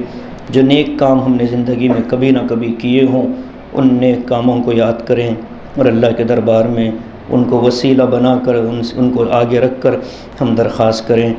تو ذہن بنا لیں کہ دعا اللہ ہماری دعاؤں کو اب سن رہا ہے اور دیکھ رہا ہے، اور یہ یقین رکھیں کہ اللہ ہماری دعاؤں کو ضرور قبول کرے گا۔ اس پورے یقین کے ساتھ ہم کو دعا کرنا ہے۔ کچھ دیر اجتماعی دعا ہوگی اور اس کے بعد پھر میں خاموش ہو جاؤں گا۔ اسی حیات میں بیٹھ کر اپنے لیے انفرادی دعا آپ لوگ کر لیں۔ جس زبان میں اللہ کو پکاریں، ساری زبانیں اللہ کی ہے، اللہ خوب سنتے ہیں۔ زبان سے الفاظ نہ نکلیں تو دل ہی دل میں اللہ سے مانگے اپنی دنیا کی آخرت کی ہر ضرورت۔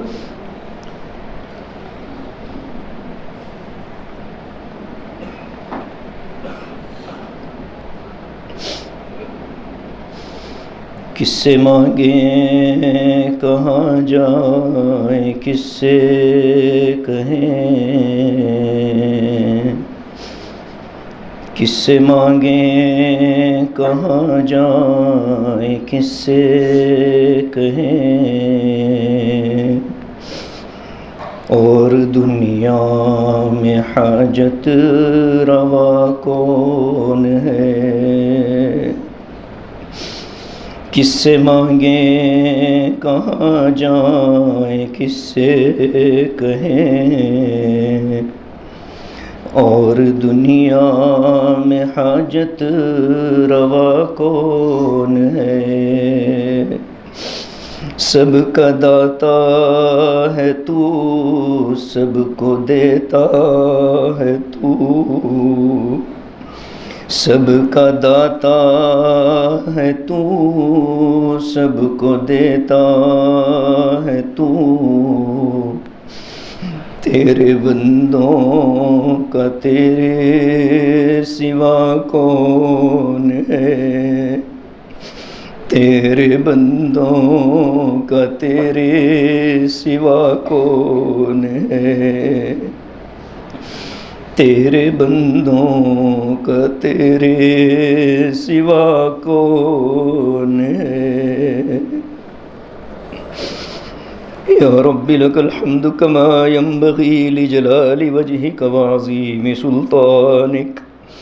یا رب لک الحمد کما ينبغی لجلال وجہک وعظیم سلطانک۔ اللہم صل علی سیدنا شفیعنا وحبیبنا وسندنا ومولانا محمد۔ اللہم صل علی سیدنا شفیعنا وحبیبنا وسندنا ومولانا محمد وبارک وسلم۔ ربنا آتنا فی الدنیا حسنہ، ربنا آتنا فی الدنیا حسنہ وفی الآخرة حسنة وقنا عذاب النار، وقنا عذاب النار، وقنا عذاب النار۔ ربنا ظلمنا أنفسنا وإن لم تغفر لنا وترحمنا لنكونن من الخاسرين، لنكونن من الخاسرين، لنكونن من الخاسرين۔ اے اللہ، ہم آپ کے بظاہر بندے ہیں مولا، لیکن حقیقت میں بہت گندے ہیں مولا۔ اے اللہ، آپ نے ہمیں پیدا کیا، اللہ دنیا میں آپ نے بھیجا، زمین و آسمان کی نعمتوں کو ہمارے لیے پیدا فرمایا۔ اے اللہ آپ نے عزتوں سے نوازا، اے اللہ صحت کی دولت سے نوازا، اے اللہ ان ساری نعمتوں کا ہم نے غلط استعمال شروع کر دیا۔ اے اللہ آپ کی نافرمانی میں دن گزرتے چلے گئے۔ اے اللہ ایک وقت ایسا بھی آیا کہ آپ نے ہمیں معاف کرنے کے لیے آوازیں دینی شروع کی، میرے بندو آؤ میں معاف کرنا چاہتا ہوں۔ ہم گناہوں کی طرف بھاگ رہے تھے مولا، آپ ہمیں رحمت اور مغفرت کی طرف بلا رہے تھے۔ اے اللہ ہم نے پیٹھ پھیرنا ہی گوارا کیا، ہم پلٹ کر بھی نہیں دیکھے۔ اے اللہ آپ کے مؤذن آواز لگاتا ہے اللہ بلا رہے ہیں آؤ، ہم نہیں آئے مولا۔ آپ کا مؤذن آواز لگاتا رہا کامیابی اللہ دینا چاہتا ہے آؤ، ہم نہیں آئے مولا۔ ہمارے اندر تکبر آ گیا تھا، ہمارے اندر غرور آ گیا تھا۔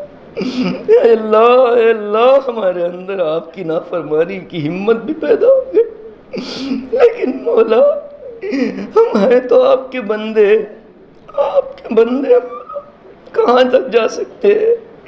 آپ کو چھوڑ کر کہاں تک جا سکتے ہیں مولا؟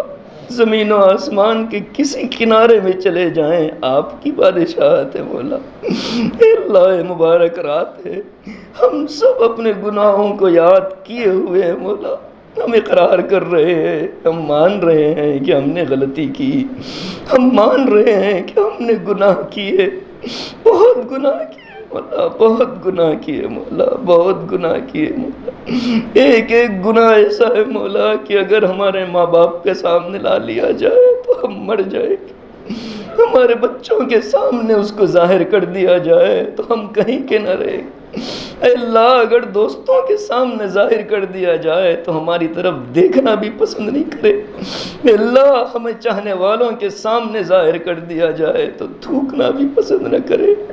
ایسے ایسے گناہ ہم نے کر ڈالے مولا، کوئی گناہ ہم نے نہیں چھوڑا۔ اے اللہ زمین کو بھی اگر حکم ہوتا کہ اس کو نگل لے، اے اللہ ہم پہلے ختم ہو جاتے۔ آسمان سے اگر آگ برستی تو ہم زیادہ مستحق تھے مولا۔ اتنے گناہوں کے باوجود آپ نے ہمیں معاف کرنے کا فیصلہ کیا، مسجد میں بلا لیا، اتنی دیر بٹھا لیا، اب اپنے دربار میں ہاتھ اٹھانے کا موقع دے دیا۔ اے اللہ اب یہ بہت بڑا مجموعہ آپ کے دربار میں بیٹھا ہے، اے اللہ اس میں کتنے تہجد گزار ہوں گے، کتنے بزرگ ہوں گے، کتنے نیک ہوں گے، کتنے ایسے نوجوان ہوں گے کہ جو حفاظت کرتے ہیں اپنے نگاہوں کی، کتنے ایسے بزرگ ہوں گے کہ جن کی زبانیں قرآن پڑھتے پڑھتے بوڑھی ہو گئیں، کتنے بزرگ ہوں گے جن کی داڑیاں آپ کے نام پر بوڑھی ہو گئیں۔ اے اللہ کتنے جوان ہوں گے جو ماؤں کی خدمت کر کے ان کو خوش کر چکے ہوں گے۔ اے اللہ کتنے یتیم بیٹھے ہوں گے کہ اپنے ماں باپ کا سہارا سر سے اٹھ گیا، پھر بھی اے اللہ ٹوٹے ہوئے دلوں کو لے کر دنیا میں چل رہے ہیں۔ اے اللہ کتنے ایسے دل دکھے بیٹھے ہوں گے جو لوگوں کی ظلم کا شکار ہوں گے۔ اے اللہ یہ سارا مجموعہ آپ کے دربار میں آج بیٹھ گیا۔ اے اللہ ہم کیا بیٹھے، آپ نے بٹھا لیا۔ اے اللہ ہم نہیں بیٹھے مولا، ہم نہیں بیٹھے، ہم نہیں بیٹھے مولا، ہماری اوقات کیا ہے کہ ہم بیٹھ جائیں؟ آپ نے ہمیں بٹھا لیا۔ ہمیں پورا یقین ہے ہمارے پیارے اللہ، ہمارے پیارے اللہ، ہمارے پیارے اللہ، ہمیں پورا یقین ہے کہ آج آپ ہمیں دینا چاہتے ہیں۔ اے اللہ ہمیں دے دیجئے، ہمیں دے دیجئے، ہمیں دے دیجئے، ہمیں دے دیجئے، ہمیں دے دیجئے مولا، ہمیں دے دیجئے، ہمیں معافی دے دیجئے، مغفرت دے دیجئے، بخشش دے دیجئے، اپنی محبت دے دیجئے، اپنی محبت دے دیجئے، اپنی محبت دے دیجئے۔ اللہ جی ہمیں محبت دے دیجئے، پیارے اللہ ہمارے لیے پیارے بن جائیے۔ اے اللہ آپ کی محبت دل میں داخل کر دیجئے۔ اے اللہ گناہوں کی وجہ سے دل پر جو سیاہی چھا گئی، اے اللہ ہٹا دیجئے، مٹا دیجئے، نکال دیجئے، اس کی جگہ ایمان ڈال دیجئے، یقین ڈال دیجئے، اپنی محبت ڈال دیجئے، اپنی معرفت ڈال دیجئے، ذکر کی لذت دے دیجئے، قرآن کا عشق دے دیجئے، آقا کی محبت دے دیجئے، مولا دے دیجئے، مولا دے دیجئے مولا۔ آپ دینے پر قادر ہے مولا، آپ دینے پر قادر ہے مولا۔ اللہ اس مجموعے میں اگر کوئی سب سے بڑا گنہگار ہے تو وہ یہی بندہ ہے جو زور سے دعا کر رہا، اے اللہ میرے نحوست کی وجہ سے ان کو محروم مت فرمائے، اے اللہ ہماری نحوست کی وجہ سے اس مجموعے کو محروم مت فرمائیے۔ اے اللہ سچے دل سے توبہ کرتے ہیں مولا، سچے دل سے توبہ کرتے ہیں مولا، سچے دل سے معافی مانگتے ہیں مولا، ہمیں معاف کر دیجیے اللہ، معاف کر دیجیے اللہ، معاف کر دیجیے اللہ، معاف کر دیجیے اللہ، اللہ اللہ اللہ، معاف کر دیجیے اللہ، معاف کر دیجیے اللہ، معاف کر دیجیے اللہ، معاف کر دیجیے اللہ، اے ہمارے اللہ، اے ہمارے اللہ، اے ہمارے اللہ، اللہ جی، اللہ جی، اللہ جی، اللہ جی، اللہ جی، اللہ جی، اللہ اللہ اللہ اللہ اللہ، معاف کر دے اللہ، معاف کر دے اللہ، معاف کر دے اللہ، معاف کر دے اللہ، ہمیں کوئی معاف نہیں کر سکتا، آپ معاف کر سکتے ہیں اللہ، اللہ اللہ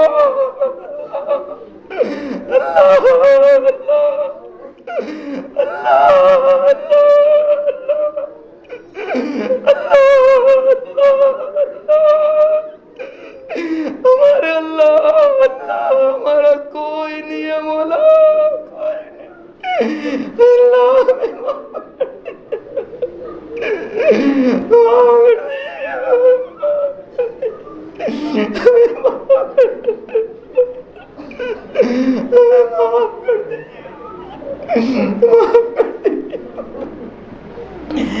اللہ ہمیں معاف کر دیجئے، ہمارے ماں باپ کو معاف کر دیجئے اللہ، ہماری اولاد کو معاف کر دیجئے اللہ، بھائی بہنوں کو معاف کر دیجئے اللہ، دوستوں کو معاف کر دیجئے اللہ، اساتذہ کو معاف کر دیجئے اللہ، پڑوسیوں کو معاف کر دیجئے اللہ، ہمارے ساتھ اٹھنے بیٹھنے والوں کو معاف کر دیجئے اللہ، یہ پورا مجموعہ آپ کا ہے مولا، سب کو معاف کر دیجئے، سب کے رشتہ داروں کو معاف کر دیجئے اللہ، جن کے والدین حیات ہیں ان کی زندگیوں میں برکت عطا فرمائے، ان کے سایوں کو دراز فرمائے اے اللہ، آج ہم جو ہیں ماں باپ کی دعاؤں سے ہیں مولا، پلٹ کر ہم ان کو کیا دے سکتے ہیں مولا، بس آپ سے دعا مانگتے ہیں، ان کو بہترین بدلہ دے دیجئے مولا، بہترین بدلہ دے دیجئے مولا، بچپن میں بولنا سکھایا،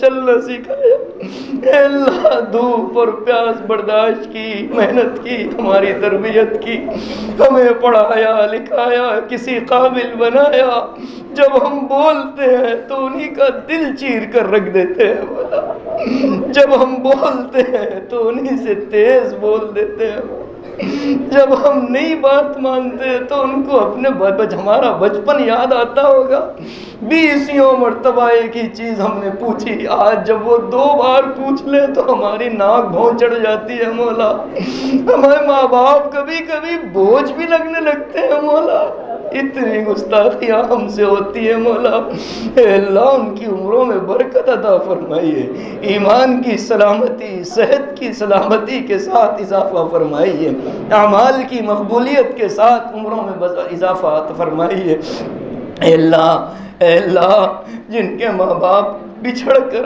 آپ کے پاس چلے گئے، اللہ دنیا کا سب سے بڑا سہارا چلا گیا، اس دنیا میں اگر سب سے بڑا نقصان امت کو پہنچا تو حضور کا چلا جانا، اور اس کے بعد اگر کوئی بڑا نقصان پہنچتا ہے تو ماں باپ کا چلا جانا، اے اللہ اگر ہوتے تو خدمت کر لیتے، ان کو راضی کر لیتے، منا لیتے، اے اللہ اگر ہوتے تو ان کو منا لیتے، راضی کر لیتے، خدمت کر لیتے، ان سے معافی مانگ لیتے تھے مولا، مولا وہ تو چلے گئے لیے آپ کے پاس ہے مولا۔ اے اللہ ہم ان کے لیے دعا کرتے ہیں، اللہ آپ سے ہم بھیک مانگتے ہیں کہ ان مرحومین کی مغفرت فرما دیجئے، ان کے درجات کو بلند فرمائیے۔ اے اللہ وہ دنیا میں جن پریشانیوں کو گزار کر گئے، آخرت میں ان کے لیے اس کو ذخیرہ بنا دیجئے۔ اے اللہ ہماری کسی زبان کی وجہ سے ان کو تکلیف پہنچی ہو مولا، اس کے لیے ان کو آخرت کا ذخیرہ بنا دیجئے۔ اے اللہ ہمارے کسی جھڑکی سے ان کو تکلیف پہنچی ہو، ان کے لیے اس کو ذخیرہ آخرت بنا دیجئے، ثواب بنا کر دے دیجئے۔ اے اللہ جنت میں ان کو اعلیٰ مقام عطا فرمائیے۔ اے اللہ حضور کا قدموں میں جگہ عطا فرمائیے، آپ کا دیدار ان کو نصیب فرمائیے۔ اے اللہ ان کا استقبال فرمائیے، ان کا اکرام فرمائیے۔ اے اللہ اکرام فرمائیے، جنت الفردوس عطا فرمائیے، جنت ان کا ٹھکانہ بنائیے۔ اے اللہ پل صراط پر بجلی کی طرح گزار دیجئے۔ اے اللہ جو بیمار ہیں ان کو شفا دے دیجئے، اے اللہ جو بیمار ہیں ان کو شفا دے دیجئے۔ اے اللہ جو بیمار ہیں شفا دے، اے اللہ بیماری بھی نعمت ہے آپ کی، شفا بھی نعمت ہے۔ ہم کمزور ہیں مولا، بیماری کی نعمت ہم سے برداشت نہیں ہوتی، شفا والی نعمت عطا فرما دیجئے، شفا والی نعمت عطا فرمائیے۔ اے اللہ بہت سے نوجوان بچے بچیاں غلط راستے پر جا رہے ہیں، اے اللہ مسلمان بچیاں برقعے پہن کر، اے اللہ یہ وہ اولادیں ہیں کہ ان کی پیدائش پر ان کے کان میں آپ کا نام بولا گیا، اذانیں دی گئی مولا۔ اے اللہ جب بڑے ہوئے ان کے نام کے عقیقے کیے گئے، اے اللہ ان کو نماز سکھائی گئی، قرآن پڑھایا گیا۔ اے اللہ پھر یہ ایک وقت آتا ہے اچانک ایمان سے نکل کر غیروں کے ساتھ چلی جاتی ہے مولا، دل دکھتا ہے مولا، دل دکھتا ہے۔ اے اللہ وہ ہماری بہن ہے، اے اللہ وہ ہماری بیٹیاں ہیں، امت کی بیٹیاں ہیں، آپ کے نبی کی بیٹیاں ہیں مولا، رشتہ ہے ان کا امت کے ساتھ۔ جو بچیاں چلی گئی مولا ہم تو ان کو نہیں لا سکتے، آپ بھیج دیجئے مولا، واپس بھیج دیجئے مولا، ایمان دے دیجئے مولا، مرتد ہونے سے بچا۔ اے اللہ ایمان کی زندگی آپ نے دی تو ایمان پر ان کو موت بھی دے دیجئے مولا۔ اے اللہ اس کفر کے ماحول میں مرنے سے بچا لیجئے، اس شرک کے ماحول میں مرنے سے بچا لیجئے۔ ہم کمزور ہیں مولا، ہم کمزور ہیں مولا، آپ تو طاقت والے ہیں مولا۔ اے اللہ اس ملک کے حالات کو مسلمانوں کے لیے سازگار بنا دیجئے۔ اے اللہ ان ظالموں کا وقت اگر باقی ہو تو ان کو ہدایت دے دیجئے۔ اے اللہ اگر ہدایت مقدر میں نہیں ہے تو مولا آپ تو وہی اللہ ہیں کہ جنہوں نے فرعون کو ختم کیا، حامان کو ختم کیا، شداد کو ختم کیا، نمرود کو ختم کیا، ابو جہل کو ختم۔ اے اللہ ان کی آپ کی نظروں میں کیا حیثیت ہے مولا، ان ظالموں کو نیست و نابود فرما دیجئے۔ اے اللہ اگر ایمان مقدر نہیں ہے تو ہلاک کر دیجئے، مسلمانوں کی حفاظت فرمائیے، مدارس کی حفاظت فرمائیے، مساجد کی حفاظت فرمائیے، جو مسجدیں نشانے پر ہیں بچا لیجئے۔ اے اللہ سلطان ٹیپو کی اس مسجد کی حفاظت فرما جہاں راتوں کو وہ رو کر آپ کو منایا کرتے تھے۔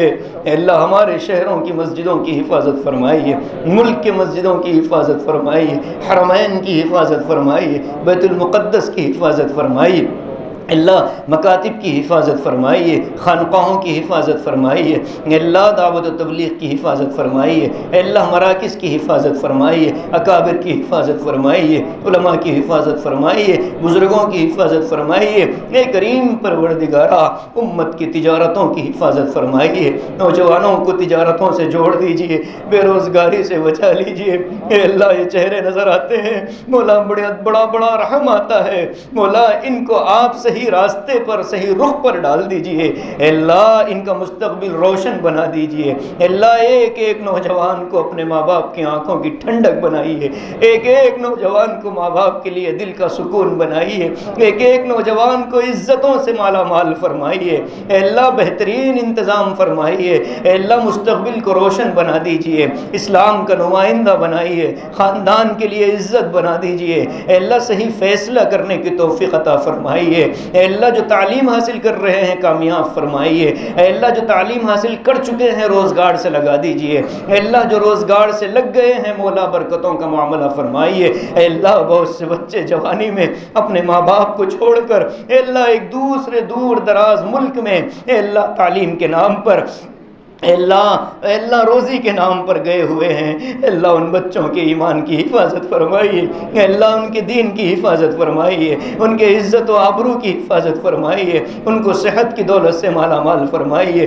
حادثات سے ان سب کی حفاظت فرمائیے، اے اللہ مشکل وقت میں ماں باپ بھی ساتھ نہیں ہوتے، اے اللہ آپ نگہبان بن جائیے، اے اللہ جو بچے بچیاں بن بیاہی ہیں اے اللہ بہترین نکاحوں کا انتظام فرمائیے، اے اللہ جن کے نکاح مقدر ہو چکے ہیں آسان فرمائیے، جن کے نکاح ہو چکے ہیں اولاد کی دولت سے مالا مال فرمائیے، اے اللہ جو اولاد والے ہیں اولاد کو صحت مند رکھیے، اے اللہ اولاد کو صحت مند رکھیے، اے اللہ بہت سی دعاؤں کی درخواستیں آئی ہیں، اے اللہ صحت کے لیے بھی، اے اللہ جو معصوم بچے ہیں ان کی بھی، اے اللہ جو بڑی خواتین اور بڑے مرد حضرات ہیں ان سب کو صحت عطا فرمائیے، اسپتالوں میں جو ہیں ان کو اے اللہ شفا کے ساتھ اپنے گھروں کو واپس بھیجیے۔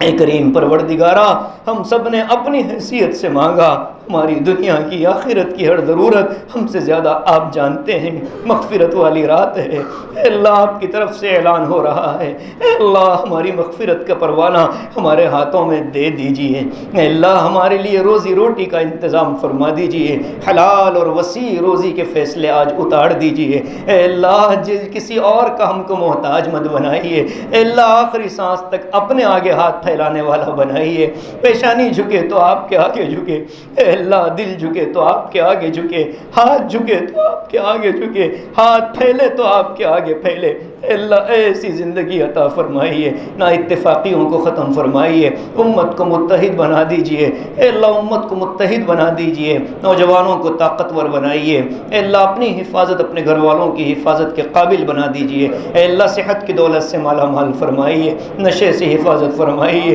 اے اللہ نشے سے حفاظت فرمائیے، اے اللہ نشے سے بچا لیجیے، معصوم بچے ہیں مولا یہ نہیں جانتے کتنے بڑے گڑھے میں گر رہے ہیں، اے اللہ ان معصوموں کو بچا لیجیے، ماں باپ بھی پریشان، سماج بھی پریشان، اے اللہ ان معصوموں کی حفاظت فرمائیے، اے اللہ ہمارے ہی بھائی ہیں ہمارے ہی بچے، اے اللہ حفاظت فرمائیے، ان کو اپنی زندگی کا ایک مقصد عطا فرمائیے، ایک مقصد کے تحت زندگی گزارنا آسان فرمائیے، اے اللہ بہت دیر سے مجموعہ بیٹھا ہے ایک بہت بڑے بادشاہ کے دربار میں جو بادشاہوں کا بادشاہ ہے، دیتا ہوا خوش ہوتا ہے، خالی ہاتھ لوٹاتا ہوا اس کو بھی شرم آتی ہے، اے اللہ کتنے سفید ریش بیٹھے ہیں ان کے داڑھی کے بال ہل رہے ہیں، آپ نے تو فرمایا اپنے حبیب سے کہ جب سفید بالوں والا جب مجھ سے دعا مانگتا ہے اس کے ہاتھوں کو خالی لوٹاتے ہوئے شرم آتی ہے، آپ کو آپ کے اس فرمان کا واسطہ اے اللہ ان بزرگوں کے سفید بالوں کے واسطے سے اے اللہ ہماری دعاؤں کو قبول فرما لیجیے۔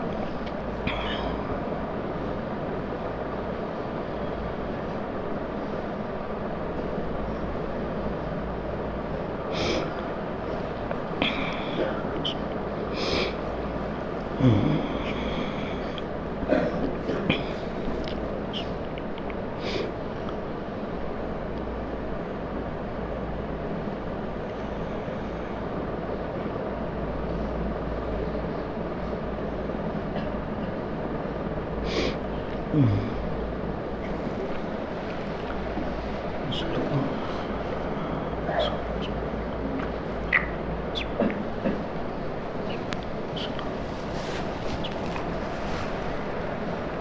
إنا نسألك من خير ما سألك منه عبدك ونبيك محمد صلى الله عليه وسلم ونعوذ بك من شر ما استعاذك منه عبدك ونبيك محمد صلى الله عليه وسلم وأنت المستعان وعليك البلاغ ولا حول ولا قوة إلا بالله وصلى الله تعالى على خير خلقه محمد وعلى آله وأصحابه أجمعين والحمد لله رب العالمين.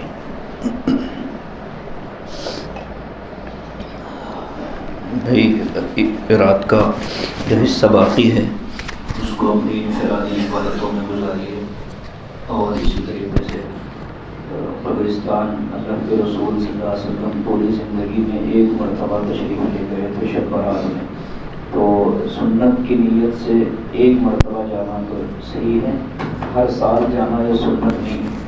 تو جو حضرات جانا چاہتے ہوں ایسے ہی چلے جائیں سنت کی نیت کر کے یا آج کی رات کا عمل سمجھ کر کے نہ جائیں. اگر کوئی جانا چاہو تو الگ سے چلے جائیں. دوسری بات یہ ہے کہ کل جو روزہ ہوگا وہ مستحب ہے، نفل روزہ ہے، مستحب روزہ ہے. رکھ لیں تو بہت ثواب ہے، نہ رکھیں تو کوئی غلطی نہیں ہے، کوئی عیب کی بات نہیں ہے. تو جن حضرات کو سفر نہیں ہے، جو حضرات بیمار نہیں ہیں، ان حضرات کو روزے کی فکر کر لینی چاہیے. اور جو بزرگ ہیں یا سفر میں جانے والے ہیں یا بیمار ہیں وہ اگر کل کا روزہ نہ رکھیں تو کوئی غلط نہیں ہے. ایک روزہ جو ہے کل کا وہ مستحب ہے، اگر کوئی رکھنا چاہو تو بہت فضیلت کی چیز ہے. نفل روزہ ہے، شعبان کے مہینے میں ویسے بھی روزوں کی بڑی اہمیت ہے. اور نوجوانوں سے میری درخواست ہے کہ سب ہی انشاءاللہ روزے کی نیت کر لیں. اس سے ایک فائدہ یہ ہوگا کہ رمضان کے لیے ہمارا ذہن، ہمارا جسم خود تیاری کی طرف آئے گا کہ رمضان بس 14-15 دن بعد رمضان کے لیے جانا ہے. بہت سے حضرات صلاۃ التسبیح کا طریقہ پوچھتے ہیں، تو صلاۃ التسبیح وہ حضرات پڑھیں جن کے ذمے کوئی قضا نماز باقی نہ ہو، جن کے ذمے کوئی فرض نماز قضا باقی نہ ہو، وہ صلاۃ التسبیح پڑھیں، اس لیے کہ صلاۃ التسبیح نفل ہے. اور جو حضرات قضا نمازیں جن کی باقی ہیں ان کے لیے حکم یہ ہے کہ وہ قضا نمازیں پڑھیں. آج کی رات چونکہ نماز کی رات ہے تو اپنے ذمے جو نمازیں قضا ہیں بالغ ہونے سے اب تک حساب لگا لیں اور ایک اندازے کے مطابق اس کو پڑھنا شروع کریں جتنی ہو سکے. اور رات کے آخری حصے میں بھی تہجد پڑھی جا سکتی ہے، اب بھی تہجد پڑھی جا سکتا ہے، اس لیے کہ عشاء کی نماز کے بعد تہجد کا وقت شروع ہو جاتا ہے. بہتر اور افضل جو وقت ہے وہ آخری حصہ ہے رات کا. تو اگر اب کوئی تہجد پڑھ کے آرام کر کے پھر سحر میں اس سے اٹھنا چاہو تو تہجد ابھی بھی پڑھی جا سکتی ہے. تو جن حضرات کے ذمے کوئی قضا نماز نہیں ہے وہ اگر صلاۃ التسبیح پڑھنا چاہیں تو صلاۃ التسبیح 4